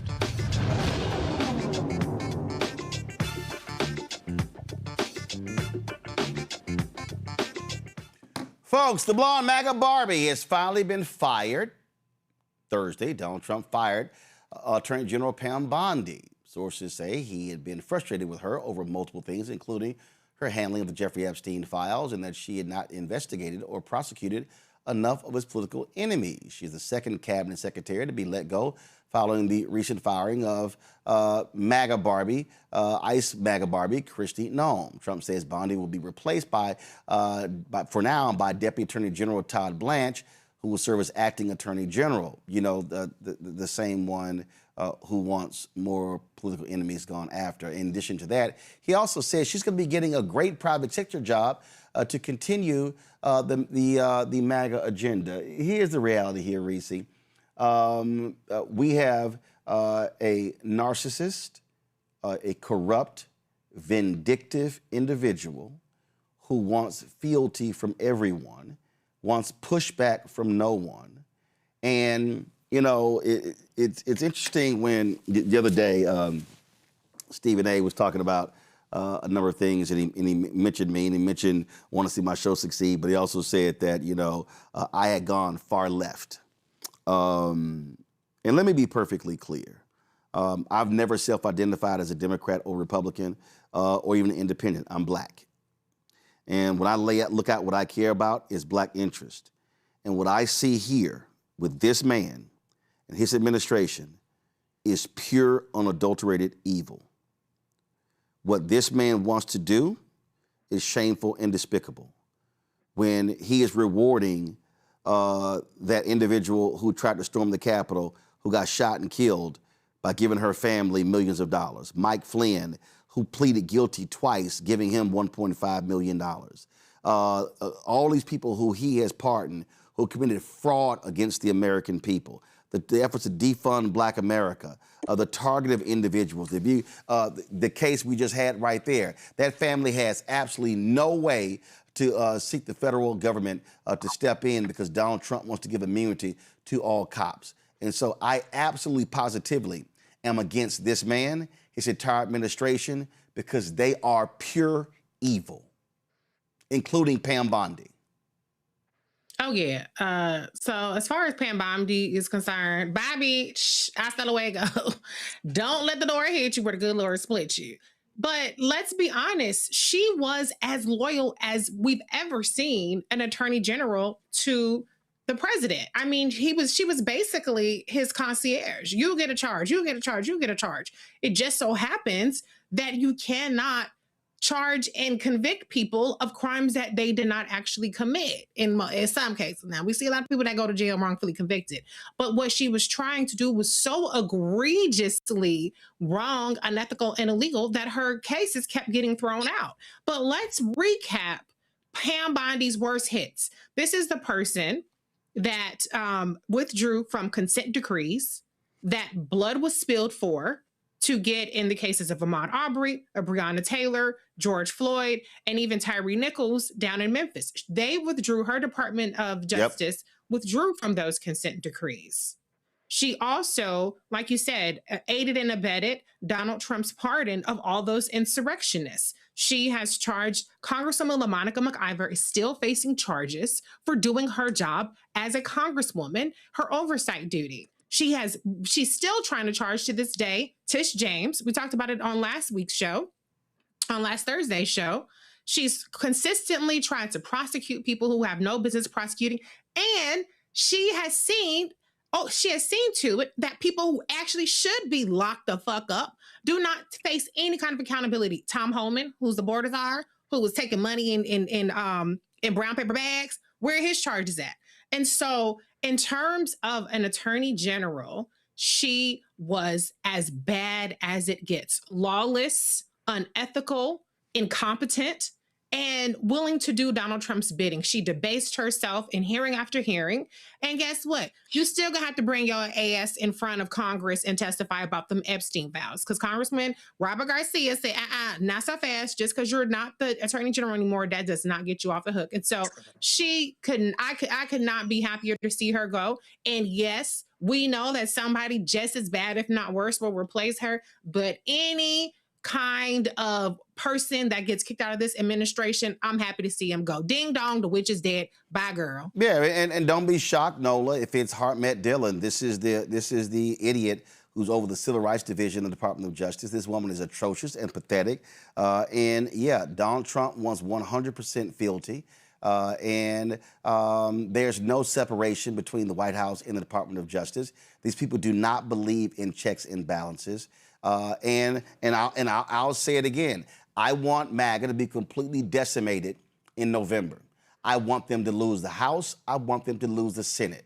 And all you punk asses out there, let me be real clear, especially some of you loud ass folk who proclaim to be FBA, all man, he or she'll book dancing for the Democrats. All y'all can go fuck yourselves. Because let me be real clear. I know what these people are trying to do. And you damn right. I want them to lose the Senate race in Michigan. We're going to play my interview with one of the candidates. I want them to lose in Alaska. I want them to lose in Maine. I want them to lose in Georgia. I want them to lose in North Carolina. I want them to lose in Texas. I want them to lose in Florida. I don't care.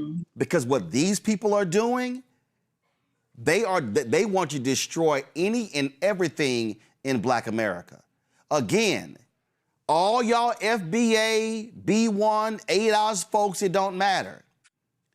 There is not a single Black attorney who is representing a family who has been the victim of police violence who has any faith that this Department of Justice will intercede and prosecute them on civil rights violations. So all y'all punk asses out there who claim y'all so pro-black, let me say it again.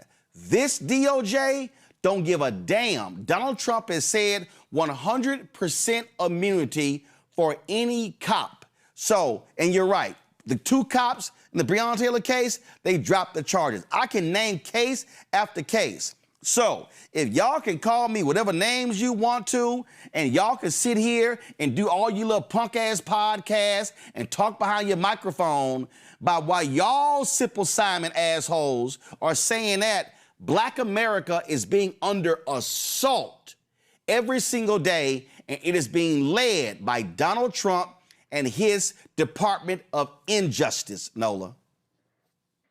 Absolutely, 100%. And honestly, I have a message for Kash Patel because, honey, after the few more white women go, he is up next. It's going to be the women first, and it's going to be the little brown guy at the FBI. So just FYI for that.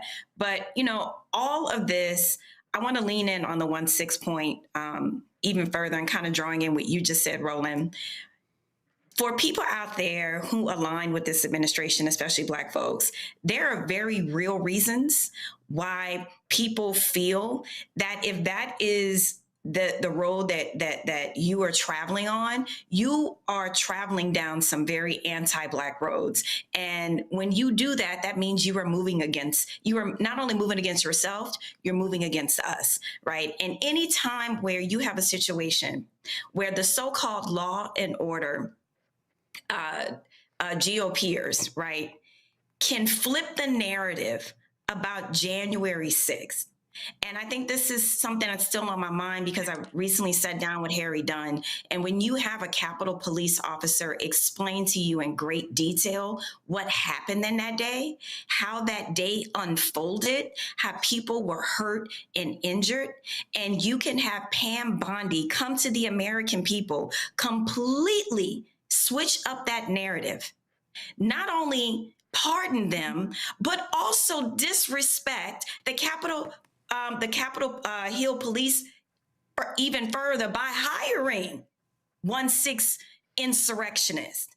Like the foulness of this administration. So my point is this: if they can say F the police they supposed to love and all these different things to protect insurrectionists, what makes Black people think that they care anything about what is going on in our community, especially when we're talking about situations involving police officers and us? It's always going to be that. Now, that's when you believe the police officers, right? Is when it comes to Black folks and stopping us and killing us, then you believe the cops all day long. But y'all need to really sit down and reevaluate your whole thought process. That man didn't give a damn about the Capitol Hill Police.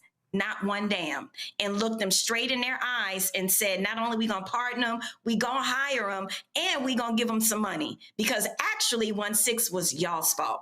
That's how low down and dirty and ghoulish this administration is.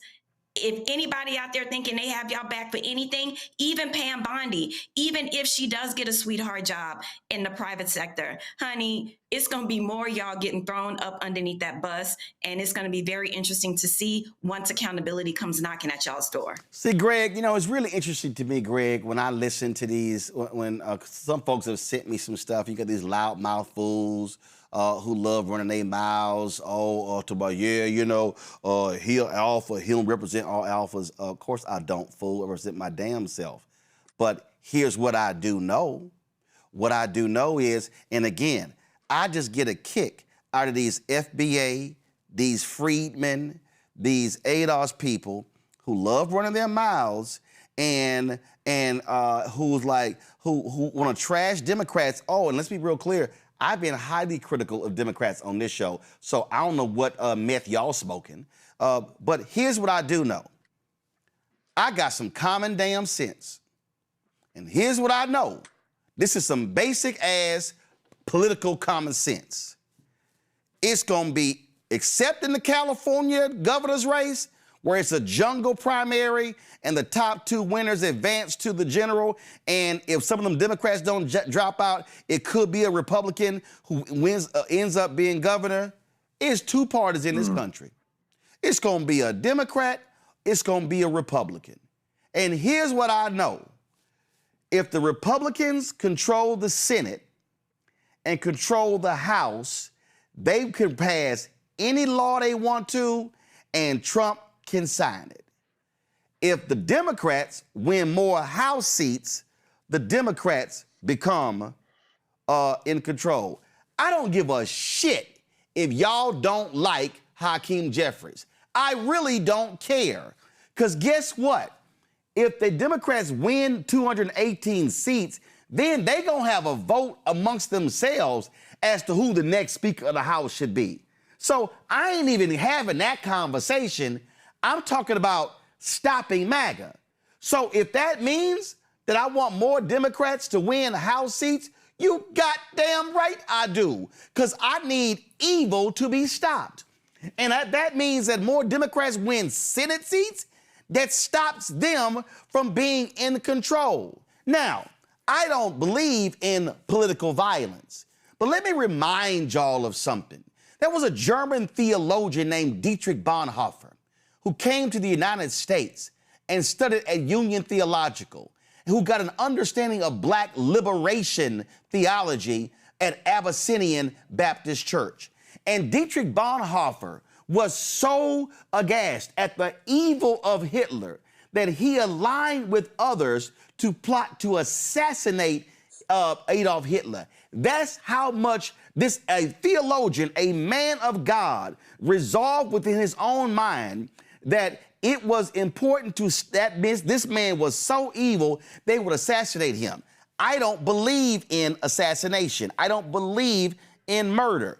What I do believe is taking them out at the ballot box. I do believe I want Donald Trump come January to have to sit there and have a Democratic House and the Democratic Senate and completely shut him down. And if any one of if Clarence Thomas or Alito decide to retire, if the Democrats control the Senate, I want the Democrats to say, y'all can kiss my ass. We ain't gonna have no hearings until after the 2028 election. The same bullshit they pulled with Obama after Scalia died and would not give him that hearing. Democrats return the same energy. So you damn right. All y'all simple Simon ass FBA, ADOS, B1, whatever Negroes, call you Freeman, whatever. I want the Republicans to lose because the evil that they have unleashed on this country, and especially black people, must be fought with everything that we have. And that means, Greg, for them to lose. Absolutely. And to all our friends, the foundational Black Americans, the descendants of slaves, and the Black First, which seems to be Black American First, I think your Lord and Masters, the ones that the trauma has driven you to wrap your arms around their legs and thighs and beg, thinking somehow they will come to some moral decision to give you some form of reparations. I think a week ago yesterday, when John Muhammad called for slavery to be declared the greatest crime against humanity in history, I think your Lord and Master showed you what they think of you by voting no. So we can we'll continue to help you. We're going to fight for you too. We know that you're sick and trauma has its challenges. I'm glad you mentioned Dietrich Bonhoeffer. He and Martin Luther King being two of the towering figures, both of them anchored in a moral response to evil. Last I checked, Jesus Christ didn't have a credit score or even any worldly possessions. So again, the whole question of the moral imperative in this is very important. You can't game a capitalist system or a white nationalist country like the United States of America. This is a moral question. It's not about party politics in terms of the moral issue, but it is, as you say, about party politics when it comes to a two-party system as we have it, and one of those parties is going to win. Trump is throwing his Barbies out. He is a phallocentric. He's a sexist. He's all the things you can imagine when it comes to the deep-seated anti-female, anti-woman beating heart of white supremacy. Eurocentrism too, for that matter. So he's discarding his Barbies. He got rid of the ice Barbie. Today he got rid of the lawyer Barbie. If I were the spy Barbie, I would keep my phone on silent. And of course, talking to you, Tulsi Gabbard, because it's what they do. Now, look at who he's going to replace them with. He upgraded at Department of Homeland Security. He got in his wrestling friend, Mark Wayne Mullen, who's going to be worse than the ICE Barbie. And in this case, the acting attorney general is his personal lawyer, the loser Todd Blanche. You remember Todd Blanche, don't you? He's the one who replaced the great Dr. Carla Hayden as the Librarian of Congress. He's the one who flew down to Texas to make sure that Ghislaine Maxwell keeps her mouth shut. He's the one who the FBI agents are suing now for the things he's on the record saying about them. Todd Blanche is Trump's hired gun. He's a man's man, and he's going to be out there, and he's going to fight with both fists. Why is this important, and what does it really come down to? We know the United States of America is at war right now with Iran, along with Big B, the international killer. So Israel and the United States at war with Iran. But Iran is bombing the Gulf states now, including the Saudis. So why is that important, and what does that have to do with what happened today? The chief thing that this racist punk ass who has no brain cells left, this man they keep giving tests to because they got to make sure that he doesn't go out and go straight bonkers. This man is terrified of one thing and one thing only when it comes to his life, that they're going to release the rest of them 3 million files and they're going to find them pictures. It's going to be the end of his political career. And so he thinks that Todd Blanche is better suited to help him, particularly since the Saudis now being bombed by Iran, all those Gulf states being bombed by Iran, and the Saudis put $2 billion in the pocket of Trump's son-in-law and his friend Steve Witkoff, the real estate and / crypto king. But the Saudis now are saying, hey man, we paid you for protection. We paid you to keep this thing. They didn't close the Strait of Hormuz. We can return on you. And if the Saudis and the rest of these people who are financing the Trump crime family turn on him, he's finished. He got one concern and one concern only, those files. He's put Todd Blanche there instead of Pam Bondi, because as much shade as she's thrown and as much trash as she's talked, there's one line that Blondie has crossed that that Blanche may not cross, but that comes down to the thing that we saw yesterday at the Supreme Court. I was listening to James Foreman Jr. yesterday. He was at Howard Law School talking to some students. One thing he said, we got a side that believes in the rule of law, however complicated and flawed that law is. Then you got another side that doesn't care anything about the law. They're going to do anything they want. And I know you're about to talk to Cliff in a minute about this executive order and this bullshit that's illegal, but they don't care. What Trump is counting on is that Blanche's personal loyalty to him will make him throw all regard for the law to the wind and keep those files closed. And as you said, Reese, in the face even of subpoenas and orders and a law that says you had to have them open. This was about putting Todd Blanche in and getting rid of another of his Barbies. All those things are in play right now. And see, and I'll just show you this here. Look at this graphic right here, and I need y'all to understand. Number of white-collar crime prosecutions by the Department of Justice. The orange is Republican. The peach is Democrat. This is from Bloomberg. Y'all, Ronald Reagan loved Wall Street. Ronald Reagan, look at this here. Y'all, this is the chart, y'all. This right here is Trump. This is the fewest number of prosecutions going back to 1981. In fact, check this out. I was looking at this Anthony Scaramucci, and it's been a lot of this going on. Now, it ain't like, I decimated him when he was on ABC, but even he finally woke his ass up to the nonsense that was going on. I saw he had posted this tweet, and he was talking about just how evil these people are. This is what he said. Let me walk you through what happened 1 hour before Trump announced the 5-day moratorium on Iran strikes. $1.5 billion in national S&P E-mini future contracts, 4 to 6 times normal activity. That was 1 hour before the announcement. Simultaneously, $192 million in crude oil futures purchased at the same time. They made between $300 and $400 million off those trades. Trump claimed he spoke to an Iranian official to negotiate the moratorium. The Iranians said that person doesn't exist and the conversation never happened.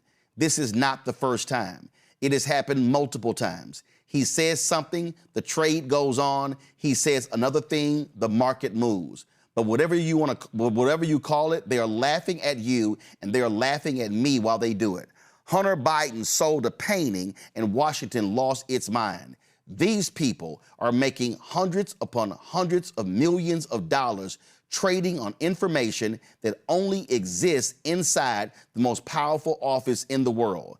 I think we are dramatically underreporting how much money is actually being made here. This isn't politics anymore.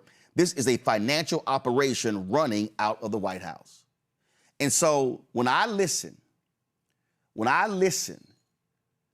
to so-called black-loving black people who got lots of smoke for Democrats, but they don't say nothing about this here. They don't say nothing about the poly markets and all of these little betting apps and how folks are making millions and millions and accounts opening right before Trump makes an announcement.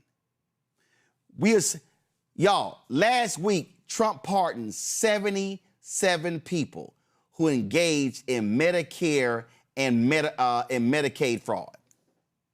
Straight ass fraud. Folk buying pardons. One dude got arrested because he tried to extort somebody who owed him money for one of the pardons.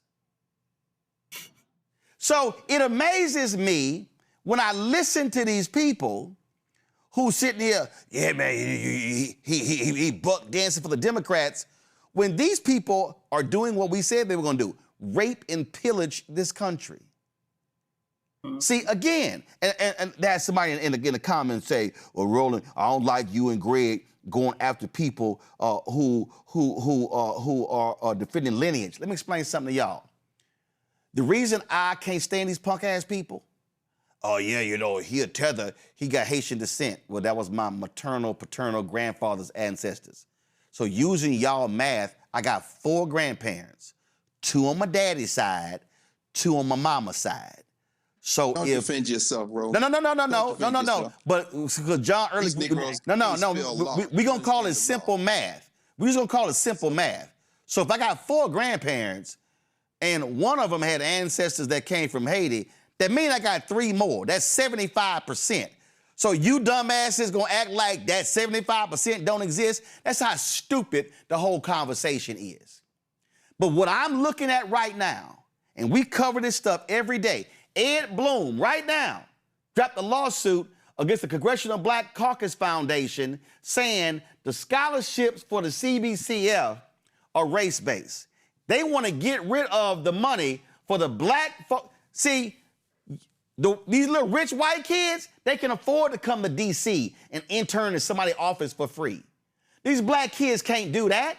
These black kids can't work for free in the State Department, in internships, and in fellowships. You got to have money. These white folks going after that. Y'all Negroes real silent about that. But y'all love to holler buck dancing. Oh, my God, he said there, support the Democrats. And these people are attacking every facet of Black America every single day. And y'all ain't saying shit. But you know why? It ain't no shock all of a sudden y'all start opening y'all mouths. It ain't no shock Amber Rose saying her bullshit to Nick Cannon on his podcast. You know why? Because y'all always show up around elections. See, I find it real interesting how a whole bunch of these Simple Simon Negroes were real quiet last year. They were real quiet when Doge was destroying billions of dollars of contracts. They were real silent when they were getting rid of grants for black health and sickle cell. Oh, I thought y'all was super black. Oh, they were slashing grants for black infant mortality and all those different things. But they were mighty quiet. Oh, but 2026 hits. And lo and behold, what happens? We got an election that's coming up. And all of a sudden, the usual suspects come running out from behind the rocks they've been hiding under. So I know some of y'all say, well, I mean, and then they always say, well, he always calling us names. If y'all call me a tether, I'm going to call you punk ass some names. And what I'm saying is, all y'all so-called super black people, y'all really anti-black. Because see, you're anti-black if you're quiet about what these corrupt thugs are doing, but then you ain't saying nothing. So I just want to know, all y'all with your little USB microphones, with your little YouTube shows, show me how many black families y'all have had on your shows whose loved ones have been shot and killed by the cops, but they can't call the DOJ. I'll wait. Show me how many of y'all are standing up when black DAs are being attacked. Oh, I'll wait. Show me how many of y'all are sitting here standing up for black women. 600,000 laid off, 700,000 black men. The black unemployment rate has gone up. Ain't it amazing how all of these loudmouths are mighty quiet about black unemployment going sky high, but y'all still got smoke for Kamala and Joe. Now, I ain't got a problem if you have a real critique of Kamala Harris or Joe Biden. But I notice you're real quiet about Donald Trump. And my last point before I go to my next guest, let me just go ahead and say this here, because I ain't got a problem saying it. And I told y'all I'm trying not to cuss, and I was really trying to hold back. No, leave it on the forge. I'm really trying hard not to cuss, and I really want to go there. But you sorry assholes. It's amazing how y'all had a whole lot of shit to say. Where Kamala? Where Kamala? We don't see Kamala. Where Kamala? What's she doing? But y'all ain't got shit to say about J.D. Vance. Oh, it's amazing. It's amazing, you simple Simon Negroes. Where Kamala? Where's she at? She ain't doing nothing. What's she doing? She ain't doing nothing for our people. J.D. Vance ain't doing a damn thing. In fact, J.D. Vance is dogging black folks. J.D. Vance still ain't been held accountable for the bullshit he said about Haitians in Springfield, Ohio. That was a lie. But y'all super black folk can holler about, man, y'all sitting here, yeah. And I know all y'all gonna make your little videos, and I'm gonna close with this here. See, I don't need to get clicks mentioning your name, because your names are meaningless. Because if I add 10 of y'all up, you still don't equal this audience. So you're gonna need to use my name to get you some clicks. So I'm gonna go ahead and help you. All y'all can kiss my ass because you're actually anti-black. Because you don't defend black people, you don't stand up for black people, you don't invite the black folks on your shows, but what you do is you criticize other black people who stand up for black folks, and y'all use your little silly ass cover of, you walk dancing for the Democrats, oh, you a shield. No. See, smart black people understand that. See, A. Philip Randolph knew what he was doing in 1948 when Truman was running against Wallace and Strom Thurmond and also against Dewey. So he knew what was going on. So even though Wallace was a socialist, a progressive, he was putting pressure on Truman to use his power in the White House. And so Truman knew that he could not win the election if he did not desegregate the armed forces, if there was no civil rights plank in the 1948 Democratic National Convention platform. See, some of y'all are so clueless about politics that you have no idea what the hell you're even talking about, because all you're doing is smacking your gums and saying nothing. There's nothing worse than loud Negroes who say nothing, that have no context, no basis, no value whatsoever, and all you doing is just talking. Black people are literally facing life and death. Hospitals are facing being shut down because of the attacks on Medicare and Medicaid. And you simple Simons are saying nothing and doing nothing. So I want to see y'all stand up. And last thing I'll say, we cover a whole lot of black stuff. It's amazing. I ain't never seen you Simple Simon Negroes at any one of those events. Oh, I guess you can't leave the comforts of your basement or your closet to actually come talk to real black people. Speaking of real black people, let's bring up our next guest. Co-founders of Black Voters Matter. They're out there in the streets fighting the good fight. Cliff Albright. Cliff, we got what's going on now. Ron DeSantis is now, they passed the SAVE Act in Florida. Already the lawsuits are happening right there. Donald Trump now is saying that, oh, he don't have to abide by a congressional law when it comes to executive branch records. His mail-in balloting fake executive order already is being sued as well. Again, Cliff, for all the folk who don't get it, the people who say voting don't matter, voting don't mean nothing, and it's a waste of time, guess what? It's amazing how these MAGA folk spending a whole lot of energy to keep us from voting. Yeah, Roland. Hey, thanks for having us. Yeah, a whole lot of energy. I mean, you just went through some of them, and that's not even touching on the potential for ICE agents being at the polling places. That's not even touching on the postal service basically saying they ain't got to deliver your mail or postmark it when you send it. That's on top of, these states that are trying to say it's not good enough for your ballot to be mailed by the deadline, that it's actually got to be received on that date. And again, going back to the post office, we don't know when it's going to be received. And so for folks that for something that allegedly doesn't matter, meaning these elections and our vote, they are working overtime, double and triple, quadruple overtime to find ways to make sure that we're not able to vote.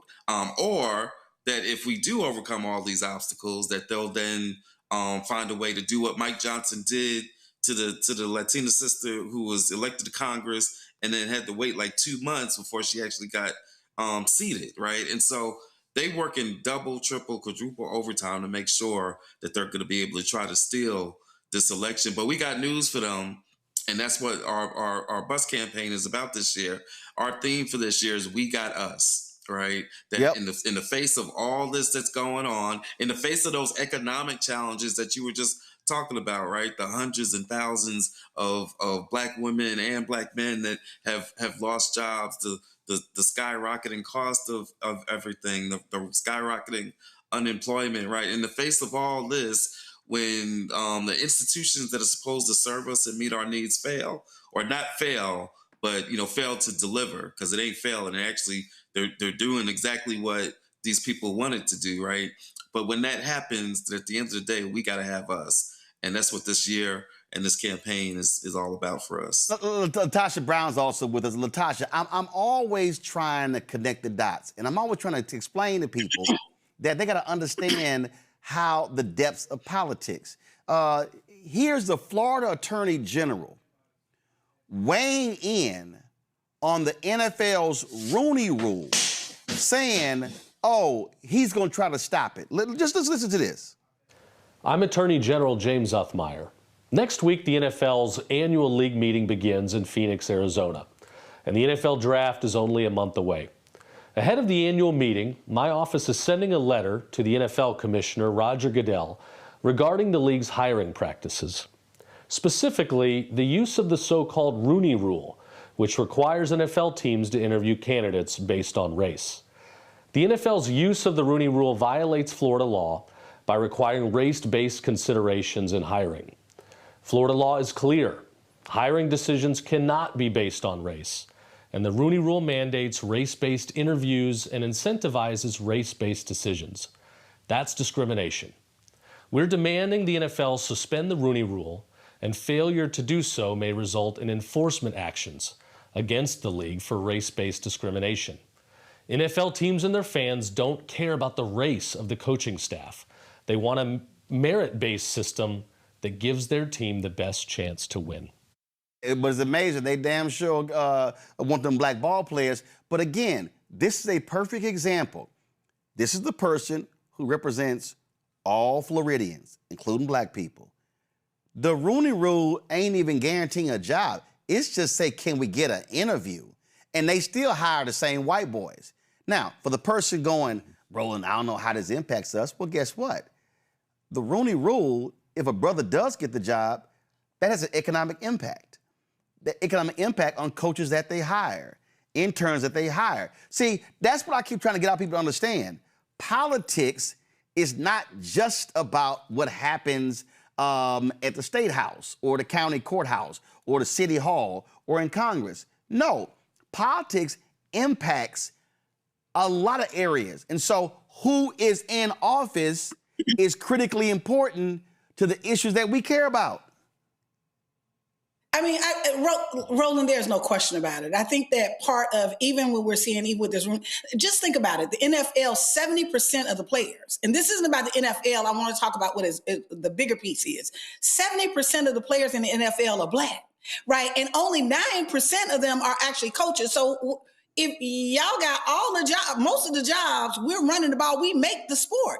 That ultimately, this isn't really just about this sport. This is really around how we're seeing white supremacy seep itself in every single institution in this country. And there's not only a political, it's just not only a political fight, it's an economic fight. As we're talking and debating whether you vote or not, or whether it's important or not, the truth of the matter is our pockets, they are cleaning us dry. They're taking our resources, cutting programs that actually benefit our communities and spending it on a war that nobody even know why they're fighting this war. In addition to that, they're socializing and making it normal that anything that actually seems that it benefits people other than wealthy white men, that in some way that thing is bad. Part of this is really about a distraction, in my opinion. Part of it is also about shifting the culture. The thing that we have to do is when you are at war, you have to use every single tool available to you.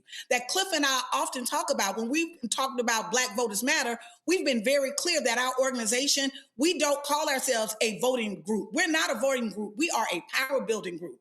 And we use multiple tools. Sometimes that's using economic tools, how are we doing harm reduction to our communities. Sometimes that's really around this basic needs like feeding people by providing mutual aid, by coming up, showing folks who are doing protests or actions in their communities, but also it is voting. It is unconscionable for us in a moment to say that we can afford to not use every single tool, particularly connected to power in this particular moment when we're seeing the unraveling of all the progress that has been made to at least just open up the playing field and give us a chance. Ain't nobody gave us nothing. Everything that we've gotten in this country, not only have we deserved, but we've excelled in many of those because part of what we've had to do is work harder, fight harder, be smarter, be much more have much more flexibility to be able to navigate through things. And so I think part of what we can't get caught up in is just these individual hits because the chaos is the point. Part of why we're experiencing that it is to create so much chaos that it normalizes this process that some way and somehow that anytime you're doing something that is about inclusivity, that is bad in some way that it is open to be attacked. And we've got to push back on that. We got to use everything. We can't lose you. We got to use everything on the table. You just said something that's critically important when you talked about the resources. And I'm always trying to tell folk that if you sit your ass out in the election, what you're basically saying is, y'all spend my money any way y'all want to. Y'all have total control, and I ain't got nothing to say. Yesterday, Donald Trump was at the White House with a whole bunch of fake Christians. And they so dumb that it was supposed to be off the record. The White House released a whole hour-and-a-half event. So this is, I need people to understand what we're talking about here. Here's Donald Trump saying what we can't afford to spend money on. Because the United States can't take care of daycare. That has to be up to a state. We can't take care of daycare. We're a big country. We have 50 states. We have all these other people. We're fighting wars. We can't take care of daycare. You got to let a state take care of daycare, and they should pay for it, too. They should pay. They have to raise their taxes. but they should pay for it. And we could lower our taxes a little bit to them to make up, but it's not possible for us to take care of daycare, Medicaid, Medicare, all these individual things. They can do it on a state basis. You can't do it on a federal. We have to take care of one thing, military protection.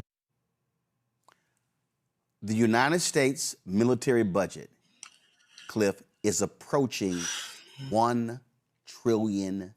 $1 trillion. That's right. $1 trillion.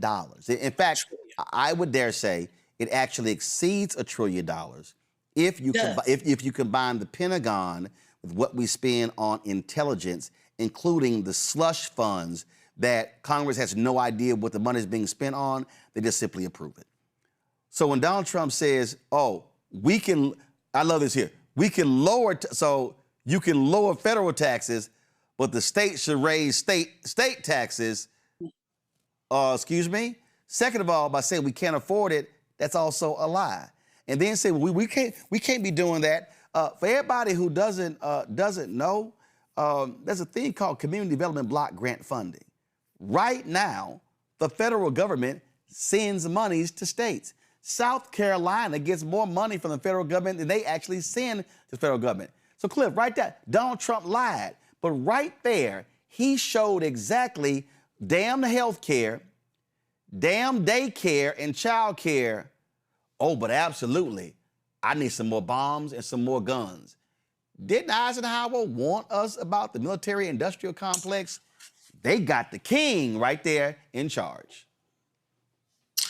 You know, and speaking of kings, you know, I think it's interesting that he said all this, as you said, at this gathering that was with church leaders, right? And so, you know, it's remarkable. It's really not remarkable, but you know, just think about the contrast that you got these so-called faith leaders, and I'm assuming most of them, or no, all of them were Christian because they don't believe in any other religion, right? And so you got these people listening to this man who's ignoring you know, what they say they believe in, right? I know we got listeners from a whole bunch of different faiths, but the folks in that room say they believe in somebody who came and said that he came to bring good news to the poor, to set the captives free and give sight to the blind.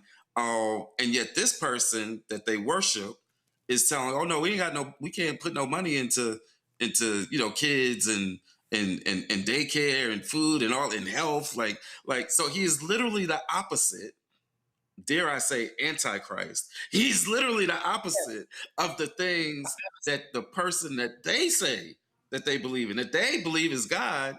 He is the exact opposite of all those things. It reminds me of this past weekend I spoke at No Kings here in Atlanta, and one of the speakers was Senator Warnock, and you know, he said, Reverend Senator Warnock, and one of the things he said was, you know, I know not who this Jesus is that they go around talking about. This Jesus who's anti-gay, anti-woman, racist, and doesn't care about the poor, and evidently really cares a lot about the defense budget. Like, that's who it is that they want to, and it's important in our community. And I'm not going to go down a rabbit hole of Chile, but it's important because Chile represents some folk in our community with that faith background, right? What my wife often calls the Church of Confederacy. That teaching, that mindset is what drives some segment, not a huge segment, but some segment of our community to then follow policies and follow people that are incredibly anti-Black, that are rooted in anti-Blackness. Well, I'll say this here, Latasha. That here's my whole deal with Chile. If that's who you are, own that. But don't be trying to scrub it. Don't be trying to delete. Don't be trying to drop videos saying, "No, that wasn't me. I hit the button." I mean, the button's confusing when there's only 4 damn buttons: a like button, a comment button, a retweet button, and a share button. It's like how you gonna go back and delete all the stuff that you posted, but forget to delete all the stuff that you liked? And again, but my whole deal is own it. And listen. If you're a Republican, be a Republican. If you're a Democrat, be a Democrat. But I'm going to challenge you to defend your faith with your public policy. And see, what people need to understand here, Latasha, is that what we are seeing was coming from on high, from their little G God Trump now hits the states. And so now it's South Carolina, Republicans in North Carolina, it's Georgia, it's Tennessee, it's Alabama, it's Florida, it's Mississippi. And so then what then happens is they're now saying, oh, also, we got control of state government. Now, cities, y'all can't do this. Y'all can't change your laws. Y'all can't. So even when you have black folks in control of government, Jackson, Mississippi, them saying, no, y'all can't do this. So it's getting people to understand that when we're talking about Trump and MAGA, we're talking about the entire infrastructure that is negatively impacting black people. Yes. Yes. And I want to go further than that, because I think that part of what I think is a real danger right now, like Trump is actually the danger that we have before us. But let's be honest, there has been a white supremacist, patriarchal Christianity that existed in this nation that justified slavery. Yep. That there used to be go on church after church, white churches in the South would go to church and after church would have picnics at public hangings. So there is a long history of this distorted, evil, anti-Christ, white supremacist, nationalist Christianity. What is disappointing is when we as a people cannot discern between that. And when people in our communities, because what black folks were able to do, particularly even in the context of Christianity, we actually gravitated towards liberation theology. If you go back and look at even some of the slave narratives that were captured in the early 1920s, they were very clear that the God, that the Christianity that their slave master was worshiping was not the same God. They were very clear about that. And so we have to be clear about that too. We have to be very clear about are we going to follow and are we going to stand for the Jesus of the Jesus that is talking about liberation and truth and the poor and how we share and how we love each other? Or are we going to actually support and align ourselves with this hateful, evil, unconscionable God that don't even like who he created? The God that they worship don't even like. He don't like the Mexicans. He don't like us. He don't like the Somalians. He don't even like half the folks he created, right? Because that is a little G God. I don't know if that's some idol. That's idolatry, right? But aside from, I'm saying that because I think it's important for us in this moment to not get to think that it's just a matter of we get Trump out and things are going to pop back to normal. There is no normal. We are in a different kind of mode right now. We have to literally, when we say we got us, we mean that. Yep. And we need our people to mean that. We have to be unapologetic about protecting the interests of our communities. Yep. And we have to move beyond our egos to think that there's some tool where I don't like that. Hell, I'm not going to vote because I don't like the candidate. Do you know how many black folks get up and go to work every day and don't like their job, but they got to feed their families? How many of our folks stayed in the fields toiling, doing what they had to do so they could protect them and theirs? That at the end of the day, it ain't about what you like. This ain't no social media platform that whether what you like and you don't dislike. This is about how can we use our discernment and strategically use every single tool that is available to us, one, to slow down this consolidation of power. And the midterms election is going to be it. The midterms elections are going to decide if this concentration of power, which is actually just obliterating policy that impacts and actually have created an open opportunity for black folks, if it actually accelerates or if we slow it down or stop it. And so I think it's important, or slow it down. I'm not even gonna say stop it. So I want to be honest around in this moment, we got to look at voting very differently. This isn't about participation. This is about we got to do by any means necessary what we need to do to protect our communities and our families. Well, that's why, again, it's critically important to have y'all out there. I'm going to go to my panelists. Reese, you first go. Your question or comment for Latasha and Cliff. Hey, Latasha and Cliff, thanks for all that you do. My question is, what is the money looking like these days? Because I know in 2024, there was $1 billion plus raised for Vice President Kamala Harris's campaign. But my experience at the White House was that money wasn't necessarily going to organizations that were boots on the ground. 25 was worse. What was that? 25 was worse, but they'll talk about it. Go ahead. Yeah. So my question is, what is it? Not to count y'all's coins, but I'm just saying in terms of the Black organizations that have the credibility in the community that are doing the grassroots work. What is that looking like right now? Because we know that the Democrats are being vastly outraised in terms of the DNC versus the RNC. That's a whole segment itself. You know, I want Cliff to weigh in on that as well. The bottom line is, I don't know a single Black organization that has not suffered some kind of loss in this moment. You know, part of our role and part of the reason why our campaign, when we launched We Got Us, is because a significant part of what we do is actually raise money and redistribute those resources to small grassroots groups, because we know that people are hurting. We've been very clear that we're not raising money just to protect, to take care of our organization, but we intentionally created an organization that could actually raise money to take these dollars, redeploy those in such a way that we can actually support groups on the ground. And so far, we've invested over $55 million, if I'm not mistaken, to over 800 Black grassroots groups on the ground, because we got to have us. We cannot depend on white benevolence to protect our people either. And so while, yes, I do believe that the Democratic Party or whoever it is, they should be supporting this work, because they're not acting like we're in the midst of fascism right now. That's just the truth. The truth of the matter is, what I want to say, I want to speak to the Black people that are out here listening, right? That $5, that $10, that $2,000 that you will pay to Louis Vuitton, that don't give a darn about you, your folks, and actually align themselves with these fascists. I like a good bag. I like good stuff like everybody else. But in this moment, we have to redirect our dollars to support the front lines, because we are all we got right now. And you would be amazed at those Black-led community organizations you see on the ground, those groups, whether it's us, whether it's the Urban League, NAACP, Black Women's Roundtable, Until Freedom, other groups that are doing work on the ground. It is important that we are supporting grassroots work, whether it's $10, $5, $25, y'all. Even this program right now, we have got to redirect our resources. Instead of getting that Amazon cart, and I know you got something in your cart right now, take that money and redirect that to a Black grassroots group that's doing this work. Many of our organizations are particularly doing service work. We're getting federal grants. That money has been cut off. Many of our organizations that were getting foundations, that's been cut off. It is really important that we don't suffer right now. We've got the resources. We just got to take our resources, be much more discerning with it,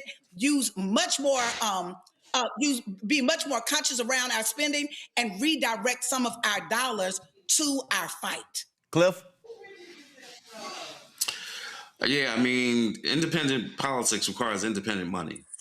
That's the bottom line, right? And so the money is not, to your question, the money's looking real funny. And it's been on this decline since probably around 20, heck, even started as early as 22, but definitely 23. So from 23 down 24 and 25, and this year's looking very much the same. And it's a combination of issues. Some of it is the whole anti-DEI. They had a lot of, philanthropy, scared to give to anything that appeared Black in any way. But some of it is different. Some of it is just a changing calculation, right? That I know, Reese, just in terms of political operatives, and just this notion of, hey, y'all, we need to get past race. We need to get past identity, right?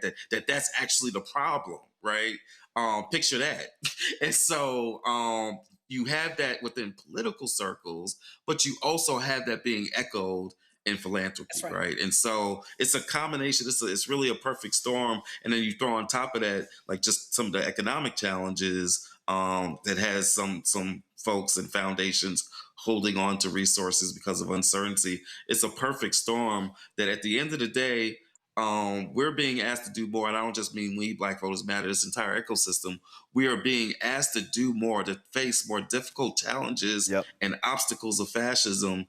We're being asked to do more with less resources. Henry, go to my iPad. Folks, I'm going to Nola and Greg with questions, but since we own the money, y'all, go right there. As soon as you pull the page up, blackvotersmatterfund.org, boom, fuel the next decade of Black-led power. You can give right there. Folks, it is important. Latasha said it. We have to fund our own liberation. Nola. Happy 10, first and foremost. That is amazing. And all the work that you all are doing, it is so powerful. I have a very simple question. What are you hearing in the field? What sort of feedback are you hearing? Are people understanding the assignment on the ground? Is there motivation? Is there inspiration? Is there fear? Is it a combination of things? Are people excited about voting? I'm just curious about all of it. What are you hearing in the field? You know, I don't know if the word exciting, I don't think anybody's excited about voting. Excited. I mean, we ain't excited about voting, but I think people are very resolved, and Cliff can share as well. I think that there's a certain kind of resolution around we've got to protect our communities. And so people are paying attention, and people are organizing, and there are folks who are really understanding. They understand power. People who understand power understand how important it is to vote, right? We don't make it, we're not trying to make it be more than what it is, but we also certainly are not making it be less than what it is. The bottom line is there are groups that are already organizing, particularly a lot of the D9 groups, a lot of the social groups, a lot of the grassroots frontline groups that have been doing work around criminal justice reform. Those groups have actually been, what we've been seeing and hearing from them is that they've been organizing. And I think that there's a lot that's going in our community around people having some anxiety, all the things that you said, some anxiety around an uncertain sense of uncertainty. This current economy is impacting us. This current political environment is impacting us. So we're seeing all the things that you said. Cliff, you may want to share as well. No, I think you both hit it on the head. It is a combination of all of those things, right? Like Latasha, I don't know if excitement is the right word, but highly motivated, right? And we're seeing that in all of these elections, right? Where we're seeing like huge turnout, right? In Texas, it didn't go the way that, certainly not the way that we wanted to see that primary go, but you saw a huge turnout taking place in that state and in every other state. One of the elections from last year, from 25, that I keep saying is probably the most under-reported, under-talked about elections wasn't the Virginia race. It wasn't the New Jersey race. It wasn't the New York mayor's race. It was in Georgia, where you had a public service commission race. If you are listening now and you don't know what PSC, Public Service Commission, is, guess what? You're not alone. There were a lot of folks in Georgia that didn't know, but over the years, we've done so much work educating folks around the connection between that commission and these utility companies and our utility bills. We've been talking about affordability before the rest of the country thought it was a cool thing to talk about, right? And what you saw in that election, while Jersey and Virginia and New York were fairly close races, in Georgia, that election was a blowout. Like, we're talking 63%. For the winning candidates, giving Democrats the control of that PSC for the first time in 2 decades. And oh, by the way, one of those candidates was a Black woman who won statewide in Georgia. Let me say that again. A Black woman won statewide in Georgia, and it's one of the least talked about elections of the 2025 cycle. And so we're seeing a lot of motivation. We're seeing a lot of people connect the dots around these issues of economics, our employment, our health, all these things, and connecting the dots to, oh, that's connected to this Public Service Commission. That's connected to this state legislative race. That's connected to this congressional race, Senate race, governor's race. And we think that all that's going to show up. But again, we're doing this in the face of historic obstacles in the form of the voter suppression that's coming from federal level, state level, and other levels as well. Well, listen, you got the Democratic primary coming up May 19th in Georgia, Democratic and Republican primary. Look, you got 5 Black people running on the Democratic side for governor of Georgia. And let me just say to them, how is it none of y'all campaigns have called to come on this show? I'm just saying. Greg, go. Indeed, a word to the wise should be sufficient. Thanks, Roland, and thanks, Cliff and Latasha. It's always good to see you all and be with you all. Cliff, you alluded to something. You mentioned it in passing, the mail-in issue, as we saw Trump sign that worthless executive order that's going to be thrown out, and we saw what happened, obviously, in Florida and Mississippi. Could you all speak a moment about the question of early voting? Not mail-in. I've been saying that November the 3rd this year should be late voting day. We should. What's the importance of banking the vote, and how have you been? Because you all travel the length and breadth of this country. How have you been communicating with the folk and listening to the folk and trying to urge people to get out there when the polls open early and try to bank as much of that vote as possible? And thanks again, and happy 10th. Thank you. You know, we always love to share space with you. You know, we've been talking for years now about trying to get as many people as possible to early vote. You know, in Georgia, that was a big issue after the success of the vote by mail in the 2020 and the 2021 runoffs. And then they came out with the voter suppression attacking that. And we saw the writing on the wall and tried to get people, you know, as much as possible to move into early voting. And now that's more important than ever. But the reality is that we got some folks in our community that's not an option, right? That doing the vote by mail is really the only thing for reasons of, you know, disability or other issues. And so we still got to have the mechanisms to make sure that we're able to do that and protect those ballots, even in the face of it, where we got some states where we're doing that, it's almost been criminalized, right? But we know that we still got to have that infrastructure in place. But to your point, yes, we want as many people as possible to early vote. But again, not every state has it. Like this week, just yesterday in Alabama, well, not introduced, but you know, a couple of weeks ago, we introduced the ecosystem introduced the Voting Rights Act that does a couple of things to expand voter access, including creating early vote days, because we don't have that in places like Alabama and some other states, heck, including some blue states, by the way. And so, you know, part of this battle is getting more and more states to even adopt early voting as an option. And certainly in places where we have it, we try to do everything we can to get the resources and the messaging out there for folks, so that you don't have to wind up like what happened in Dallas in this primary election, where something happens on election day and there's a mistake, or like last in 24 with the presidential, when you got bomb threats, which again is didn't get enough attention. Bomb threats at largely black precincts, right? And so anything can happen on election day. To your point, we're trying to do everything we can to get where it's possible for people to early vote, and where it's not possible to make it possible. Go ahead. I just want to add a couple of quick things to this too. I want us to think about, one, it does give us the opportunity to cure the ballot. And so we know that they're coming with, the bottom line is they're going to try to steal this election. That's not even questionable. Yes. That there's going to be an attempt to try to steal this election. And so we need to vote early so that we can get in position, so we can actually, if there are problems, that we can work those problems out. The second thing too is, you know, Black folks, that in terms of our work schedule, many of us don't have a 9-to-5 work schedule, right? Mm-hmm. What we've seen all kind of tricks of the trade. And so we're going to have to, we need the space and the flexibility so that we can actually show up in those numbers. Over 26% of Black people actually use absentee ballot voting. Part of that is whether they're caregivers, sometimes it's based on the difference in schedule. The third thing, which is a piece of me of just being a good organizer, is that we need folks to vote, go and get that out the way so they can go and bring 10 more people to polls. That you need to go on and vote early so that you can come on and evangelize and get your family and make sure that everybody else take care of you and make sure that you take care of everybody else pulling them in. And so I think that there's the other thing is that it creates momentum. That oftentimes what winds up happening, particularly in election cycles, you need a momentum. So when people start hearing people are voting, when there's a buzz around folks voting, when folks see people on lines, it's like in a concert. You can walk by a space and you start seeing a line of folks down the street. You want to know what they're doing. It's something about that wants you, it piques your curiosity. And so I say that it's important to early vote as a process, as a strategy to help build momentum in the election cycle so that people come out as well. So there's a practical reason around that.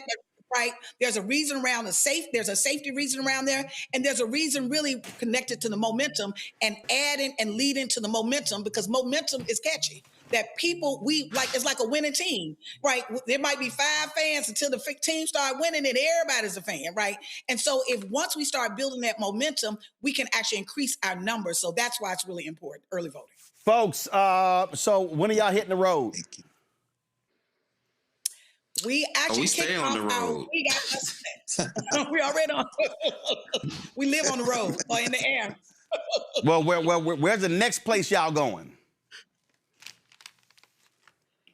We've got a Georgia bus tour coming up in mid-April, in a couple of weeks. Okay. And then after that, we're coming to your home state. We got a Texas bus tour that's going to be like last week and a half of April, and then we keep it rolling, for the rest of the year. That bus doesn't start moving. It's the blackest bus in America. Which I think that the first time we used that expression, Roland, I think was actually talking to you when you were doing your Tom Joyner segments. And we called in one morning and we said, yeah, we on the blackest bus in America. And it's been rolling ever since. Absolutely. Well, listen, folks. I'll say this, Roland, real quick. I just want to offer that because oftentimes people say what they can do. One, in addition to writing a check, supporting this work, another thing you can do, you can actually volunteer with us. Go to our website. We have texting and phone banking where you can do from the comfort of your home. Every Tuesday, you would get trainings. We can actually help you, show you how you can get your other folks engaged. We can do trainings for you or your organization. So please reach out to us. We are a movement that's based on our movement. We're one organization of many organizations that are doing really good work. And we want folks to get engaged this particular cycle. So there's no excuse. We got work for you. We need you. We need your support. We need your resources. We need your time, your talent, and your treasure. Folks, this is the website. Go to blackvotersmatterfund.org. Hey, y'all, pull it up. When you go to the website, you're gonna see it right here. No. I don't want to see the video. Scroll. I need you to see where to give money, y'all. Click donate. If you're on the site, click donate. Okay, I need y'all to click donate. Thank you very much. All right, folks, I keep telling y'all, go back. Thank you. The donate, y'all. Go to the site. We need y'all to give. And just so I want y'all to understand how we rock with Black Voters Matter. I've rocked with them from the beginning, whether it was on Tom Joyner Morning Show, TV One, all of them, and then, of course, on this show as well. And just so y'all know, okay, in our studio, okay, now y'all know we got our Black Lives Matter mural, we got our First Amendment mural, we got our mural, Black Owned Media Matters mural. So in the office over here, now I got my favorite scripture, Joshua 24:15 right here. But in one of our offices, boom, right there. Oh, wow. Latasha, you didn't know that? I did not know that. That has made my day. Yeah. That's awesome. That's right. Awesome. So, and listen, that's the workroom right there. Listen, that made me feel good. That's where the work go down. Well, we got a whole bunch of new stuff, so we're gonna put some equipment because this is our equipment room, and it's a whole lot of stuff in there. So yeah, this is one of the murals here, and so again, we got our we got our Black Owned Media Matters mural that's in my office. Then of course we got our Black Star Network mural here. We got the Black Lives Matter mural here. This is Freedom's Journal, the nation's first Black newspaper. We wish to plead our own cause. Too long have others spoken for us. And then we got the First Amendment mural that's in here as well. So we got all of that in the studio. So y'all know who I rock with and how we rock. And so, folks, we want y'all to support. And I will say this. I got no problem saying this here. Black Voters Matter, folks, in terms of Black organizations. One of 5 Black organizations in all of America that's rocked with us, supported us financially. One of only 2 that supported us every year financially. And so, again, we out there live streaming stuff. We were out there during COVID with those rallies all over Georgia, broadcasting. That's important because it's important to talk to the folks who show up at the rallies, but using digital media allows us to also be able to reach folk who can't be there in person and still spread the message. And so congratulations on 10 years. Let's keep giving them hell. Can I just say real quick, because I just want everybody listening to understand, if you're listening to this, you've got a role to play, right? And your role may not be Roland's role, like to have a studio, to be doing the media. It may not be our role to be funding the work or traveling around on a bus. It may not even be your role to be like a speaker at a rally or something. Your role might be, as Roland said, to donate. It might be to join us on some of our texting that we do. We're doing texting like every week in all across the country, right? You can do that from anywhere. Your role might be visual graphics or something. It might be to cook the food for the community meeting, but it's important that you find your role and get involved because all of this doom scrolling, like all of this just listening to like the news is coming out about this crazy thing that this person do, the thing that keeps us sane is because we are connected to the work. And when we're connected to the work, we see that we are not alone, that there's some dope work going on all across this country in Black communities, and that there's a part for every single one of us to play. That's it. Find your space, find your niche, and get to it. And let's do this, y'all. All right. We got us. Absolutely. Cliff Albright, Latasha Brown, we appreciate it. Thanks a lot. Thank you, brother. Love All you, right, man. then. I appreciate it. Thank you so very much. Quickly, let's do Black Star Network headlines. I'm going to close it out with Greg. Reese and Nola had to go. I'm going to close it out with Greg. Sorry, we got Marketplace. So, roll the headlines, and then we'll do Marketplace. Go.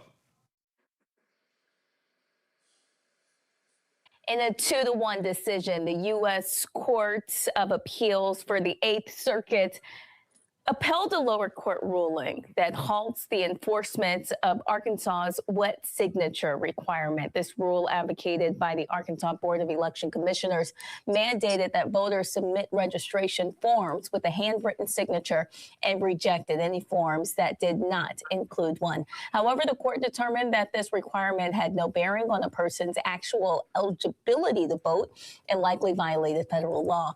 The judges sided with the nonprofit organization Get Loud Arkansas, which argued that the rule forced them to discard valid voter registration forms and interfered with their efforts to register voters. The family of a Black man from Alabama is seeking answers following his death while in police custody. A video shows 35-year-old Amarian Tunstall being dragged by 2 police officers on March 30th around 2:30 p.m. He was taken to the Monroe County Detention Facility, and according to dispatch records, medical crews were called shortly after 3:00 p.m. to tend to him, who was found unresponsive and a faint pulse. Well, the Alabama Law Enforcement Agency reports that emergency personnel administered Narcan during the incident, but their attempts to revive him were unsuccessful. The family is still unclear about the circumstances that led to his detainment, and the Alabama Department of Forensic Sciences will conduct an autopsy to determine the cause of his death. In Florida, a Black Democratic politician was found dead in her home. Police say Nancy Bowen's husband, Stephen, is responsible. She served as the vice mayor and commissioner of Coral Springs and was preparing to run for Congress. Police discovered her body on Wednesday morning during a wellness check, and her death is currently being investigated as a domestic violence incident. Stephen has been charged with premeditated murder and tampering with evidence. Law enforcement officials have stated that there are no additional suspects in the case. Nancy Bowen was first elected in 2020, making history as the first Black and Haitian American woman to serve as a commissioner in Coral Springs. A Black 7-month-old baby girl was tragically killed by a stray bullet in a senseless shooting in New York City. Baby Corey was shot while her parents pushed her in a stroller on Wednesday afternoon. She was seated in a double stroller with her 2-year-old brother when loud gunfire erupted nearby. Her mother ducked into a nearby bodega where she noticed her bleeding. The child's father then rushed her to Woodhull Hospital, where she was pronounced dead. The child's mother reported that her son was also grazed by a bullet in the back. The New York Police Department believes the shooting was gang-related. One person of interest is in custody, and police are now searching for a second suspect. Federal immigration agents will be present at Marine Corps graduation events this week at Parris Island, South Carolina. Officials state that the measure is part of enhanced security as families visit the base in preparation for Friday's graduation ceremonies. This is the first time in recent memory that federal immigration authorities have participated in access operations at Parris Island. New entry requirements now mandate that visitors present a U.S. passport, birth certificate, or real ID, tightening access to one of the nation's primary marine training facilities. The Chicago Bulls have waived guard Jaden Ivey, citing conduct detrimental to the team. Despite his release, he will receive his full salary of $10.1 million for the season. The decision follows Ivey being shut down for the year on March 26 due to ongoing knee issues. In recent weeks, the 24-year-old has gone live on Instagram multiple times, sharing his views on religion. He criticized Pride Month and labeled Catholicism as a false religion. Just days before his release, Ivey told reporters, "I'm not the same J.I. I used to be.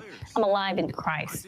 Previously selected on the number 5 overall pick in the 2022 NBA draft by the Detroit Pistons, Ivey is now expected to become an unrestricted free agent after clearing his waivers.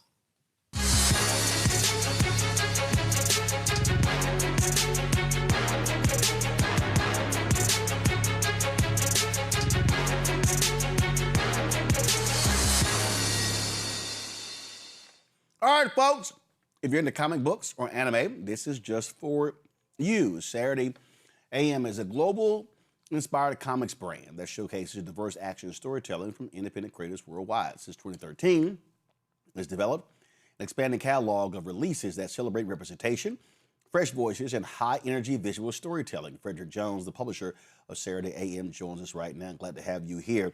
All right, so listen, y'all got all sort of stuff, but where did the interest come from? Man, look, I was into comic books when I was younger, and you know, it was such a huge part of my childhood. And when I discovered anime and manga, it really, you know, it was long before it became popular here in the U.S. Now, first of all, explain. You said anime manga. Okay. Yeah. Okay, that's different from anime. So what is anime manga? Yeah, so I was just combining both words, but let me break it down for you. So anime is just the animation. Right. We have animation here. So instead of cartoons, they call it anime. Manga is just comic books. It's just comic books. It's what they refer to comic books as in Japan. And so when I discovered it, you know, as a young African-American kid here in Raleigh-Durham, North Carolina, it just blew my mind because it was so different from what I was seeing from Marvel and DC. Right. And of course, what stood out to me that I didn't see a lot of us. And as I got older, became an executive in the video game industry and had a lot of success in various entertainment aspects, I started realizing that the data was even more concerning. Because as you know well, Roland, we're 13% of the U.S. population, but nearly every form of entertainment, Black people over-index. So in anime and manga, for example, we are at 17 to 18% of that market. Gen Z, however, Gen Z alone is 23% of the market. Wow. So when you start looking at how much we contribute to this art form, yep, and the level of diversity that you typically see in these books are, you know, pink hair, white hair, red hair, green hair versus Black person, Latino person, Asian person, or South Asian and so forth. I just felt, you know, I wanted to see something different with that. I wanted to make sure that our young people who were feeding this industry could see themselves as the hero, as the love interest, as the most intriguing character, and not just be some sort of either not a character who doesn't exist because they don't have that type of diversity in these worlds, or a character who wasn't interesting enough to carry the sort of energy that a main character carries. And so it was really important for me that we create Saturday AM to give families, to give young readers something they could really believe in and see themselves in. You even have this book here, How to Draw. Yes. Yes. That was, you know, so, you know, we have a couple of really big titles. In fact, right up here, all this entire top row are the books that we launched in the past 3 years. In fact, we got more titles that I don't even have up on that shelf, but just showing you how much we've put out into the marketplace. We're in over 30 countries, mind you. We're in Barnes & Noble's, Books A Million, every comic book store you can think of. But the big thing for me is that, I wanted to make sure that we had great titles like Clock Striker, which is Shonen Manga's first Black female lead character. Before Clock Striker, there was not a manga from Japan, from China, from Korea, anywhere that featured a Black female as a lead character. But when I would ask around, when I look at these how to draw books, which help a lot of young people kind of get into this art form, I was always curious why they never even attempted to draw Black characters. And what I was told was that the Japanese, you know, society, and I know this as someone who's traveled there, is extremely respectful. It's one of the most beautiful places I've ever been to in my life. But they're very respectful, so they don't want to do something that would make us feel like, man, that's disrespectful. And what it came down to is just representation, right? They haven't seen enough of it, so they didn't feel comfortable doing it. So I was like, well, let's create a book that our kids, that white kids, that Latino kids, that Japanese kids, that every kid and every young person who wants to endeavor to do art can do this. And in the book, we don't just profile, how to draw, a nose, how to draw eyes. Roland, as a 50-some-year-old man, I've never seen a how-to book that talks about black hairstyles. Dreads, cornrows, how to do a fade, everything we put in this book to make sure that everybody was represented, just like our manga. Now I remember growing up, there were comic book magazine. They were called comic books, but they were really magazines. Yes. No, y'all are books. So explain that as opposed to the magazines that were called comic books, but these are books. Absolutely. So in America, like you said, and by the way, that's still let's not bury something here. Comic books are still big in America, right? Absolute Batman from DC Comics is killing it. But what happens is that you've got a comic book, which is, to your point, it's like a thin, magazine type format, full color, stapled, in the middle. So it's not like perfect bound or anything like that. But the thing is that with inflation and everything else that's happened, these comics are going for $5, $6 for like a 30 to 40 page comic book. Whereas, as you indicated, our manga are actually books. They're graphic novels. So these are giant books, 200 pages. $15.99. I see $15.99, $13.99. Yep. $13.99. That's exactly. We got a coloring book that's $10.99. So what we try to do is we try to make sure that we can be affordable, because the average young person today, Roland, what they're into, you're competing with Tinder, TikTok, Shopify, Spotify, Netflix, video games. We want to make sure that video game, exactly. So we want to make sure that we can give them, and more importantly, their family, some value to make sure they've got something they can look for that not only features a lot of different characterizations and locations that they might that they want their kids to have a positive opinion about, like countries in Africa, like Latin America, but at the same time make them affordable. So if there's value in spending that $13, there's value in that you're getting lots of pages, lots of content to enjoy. But in Japan, just to be clear, again, these magazines, this is what they have as comic books in Japan. So this is a thick phone book style publication that'll retail for about $5 or $6, and it includes several stories in here. So this would be the equivalent of like Marvel having like one comic book, not 15 different Spider-Mans, just one Marvel comic book called Marvel Comics. You open it up, it's got Spider-Man, Hulk, Avengers, you name it, in there for $5 or $6. Maybe American comic companies will get to that point one day, but what we decided to do was follow this model. So we have an app that people can download, and they have our content in there inside of magazines called Saturday AM and Saturday PM, and they can find the content they want. They can follow it every issue. But then once we've collected enough content, we then put it into a graphic novel format like you saw earlier, so that people can then enjoy their books, full on. Greg, got a question? Yeah, thank you, Roland, and thank you, Brother Jones. I'm a comic book collector. I don't have a box. I'm old school. I'm 60 years old, so I go every Wednesday and get my books. And I see more and more manga on the shelves. I confess to never having been into manga as much. I've seen like One Punch Man, I think was very popular, and I saw it get translated. I really do want to not only support you all, but I want to get in, and so I'm going to do that. I saw one of your titles in the Saturday AM series, Orisha. I found that particularly interesting. Could you talk a little bit about that? And is this one that has found its way into print? I do Big Planet here in DC, but I go to comic book stores all over the country. Wherever I am on Wednesdays, I go get my books. Could you talk just a little bit about Orisha and what was the idea behind that particular title? And thanks again. Brother. Well, first of all, brother, thank you. I just want to say, look, this has been on the bucket list for me. I've had this coming for 13 years, to be on Roland Martin's show, to have a chance to be here with some heavy hitters like Dr. Carr, Reese. I'm already happy. Latasha Brown, too.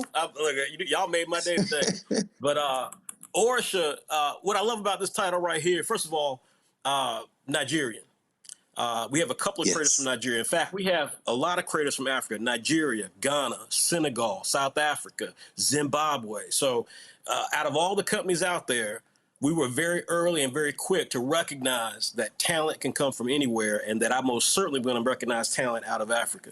But Orsha is a fantastic young adult title where you've got this young kid named Abuki, who is he is a simple kid, very humble kid. He gets the power of the celestial seed that turns him to this godlike figure. And so he's struggling with the idea of what he can do with this power. He doesn't want to do anything to oppress anybody, but other people want him to use the power to oppress people, to gain riches, so on and so forth. So it's about a really kind of like Peter Parker, Spider-Man type character who's African, who's trying to do the right thing with all this power. And in the midst of it, he gets part of this giant conflict between big, powerful forces that are based on Nigerian cultural god figures. So it's a really fun book. It got fantastic reviews, and you can get all of our books you can get in stores. You can go on Amazon, you can go on our website and purchase these books, but these books are available in print, in digital, and so forth. But this is a fantastic title. Folks, folks, again, Saturday AM, y'all can, if y'all go to shopblackstarnetwork.com, y'all can check out all the works that are available for sale. I'm going to grab some of these right now. I'm going to walk right over to where we have our products, and we're going to have to get some more shelf space because we keep adding more and more companies to the listing here. Yes. And so I'm going to try to squeeze it in right over here. So, folks, if y'all want to support, again, these products, go to shopblackstarnetwork.com. Shopblackstarnetwork.com. Support Saturday AM. Support these books. And support all these other Black-owned businesses that we have here as well. And so we appreciate you being on the show. Congratulations, and welcome to the shopblackstarnetwork.com family. Roland, can I say one quick thing too? Two quick things. Number one, I'm a Sigma, so I had to throw that out there because I know you in Alpha. So that's a nice little youth group. And I couldn't help but notice LaTosha Brown had that awesome, you had that Black Voters Matter, which I was so happy to see LaTosha Brown on the show. Brother, we have incredible artists. This is also from one of our artists out of Nigeria. Please let me know if we can send you something like this. You can put up on your thing. I'm trying to get this right. We'd love to send you some artwork, man, to decorate y'all's halls, as well as Dr. Carr, if that's something that interests you. We got so many talented artists, like I said, from all over the world, and it's just an honor to have a chance to get it out there in front of people who are actually talking about our community. I started this company so that more of our folks can be recognized. And it's a long process, but things like this help dramatically. And also, yes, Shop Black Star Network, super excited that they have our stuff available for you guys. So please check there first. We put all of our material up there. Great. So some you might know to find stuff somewhere. You can find it there. All right. Carol will get you our address to get that. And again, we appreciate it. So folks, go to shopblackstarnetwork.com. Check out the product. Frederick, we appreciate it. Thanks a lot. Thank you, brother. Greg, we appreciate being on the show. Again, Nola and Reese had to bounce. It's always appreciative and to have you on. Roland, let me say thank you, brother, and also to the good brother Freddie Jones and to all the Sigmas. We congratulate you because the good brother Victor Glover is headed toward the moon, the first Black astronaut to head that way, and he does happen to be a member of Phi Beta Sigma. So you're absolutely right, Roland. We love to give respect to all of the folks. So just letting you know, man, you got a man headed to the moon for all of us. Yep. Of course, there will be an alpha there waiting for him, probably saying, "Hey, man, we've been up here for anyway." But boom. Yeah, no, that's all I'm saying. That's all I'm saying. You know. And so you just said all that to make Terrell feel good because he always got a little bruised ego in there. You know. But between him and Henry, they be like, "Damn, another alpha on the show, another alpha." And I'm telling, I don't even know most of the time that they are alphas. But that's just what happens when you are in Alpha Phi Alpha. All right. Greg, I appreciate it. Folks, we appreciate all of y'all watching the show. Thank you so very much. Support the work that we do. It's critically important that you give. Folks, I'm telling y'all, we talked about with Black Voters Matter, talk about what we do. We got to fund our own liberation. If you want to contribute to us via Cash App, use the Stripe QR code. You see it right here. That's for credit cards as well. Check some money order. Make it payable to Roland Martin Unfiltered. P.O. Box 57196, Washington, D.C. 20037-0196. PayPal, R. Martin Unfiltered. Venmo, RM Unfiltered. Zelle, Roland at RolandSMartin.com. Roland at RolandMartinUnfiltered.com. Be sure to download the Black Star Network app. Apple phone, Android phone, Apple TV, Android TV, Roku, Amazon Fire TV, Samsung Smart TV. Be sure to get our Roland Martin Unfiltered swag. Go to shopblackstarnetwork.com. Hats and t-shirts, all that good stuff. Plus all of these products. What are we up to now? About 40, 50? Give me a number. Let me know the number. All these black-owned companies. You can peruse the products in our marketplace at shopblackstarnetwork.com. Download the Fanbase app. Follow me at Roland S. Martin. Be sure to check out Brittany Noble every day, noon Eastern, right here on the Breakdown of Brittany Noble, the Black Star Network. And coming up right now, Second Opinion with Dr. Ebony Hilton. Another fantastic show. Of course, our new weekly health show, folks, getting you caught up. The most important information regarding our health. I will see y'all tomorrow right here on Roland Martin Unfiltered.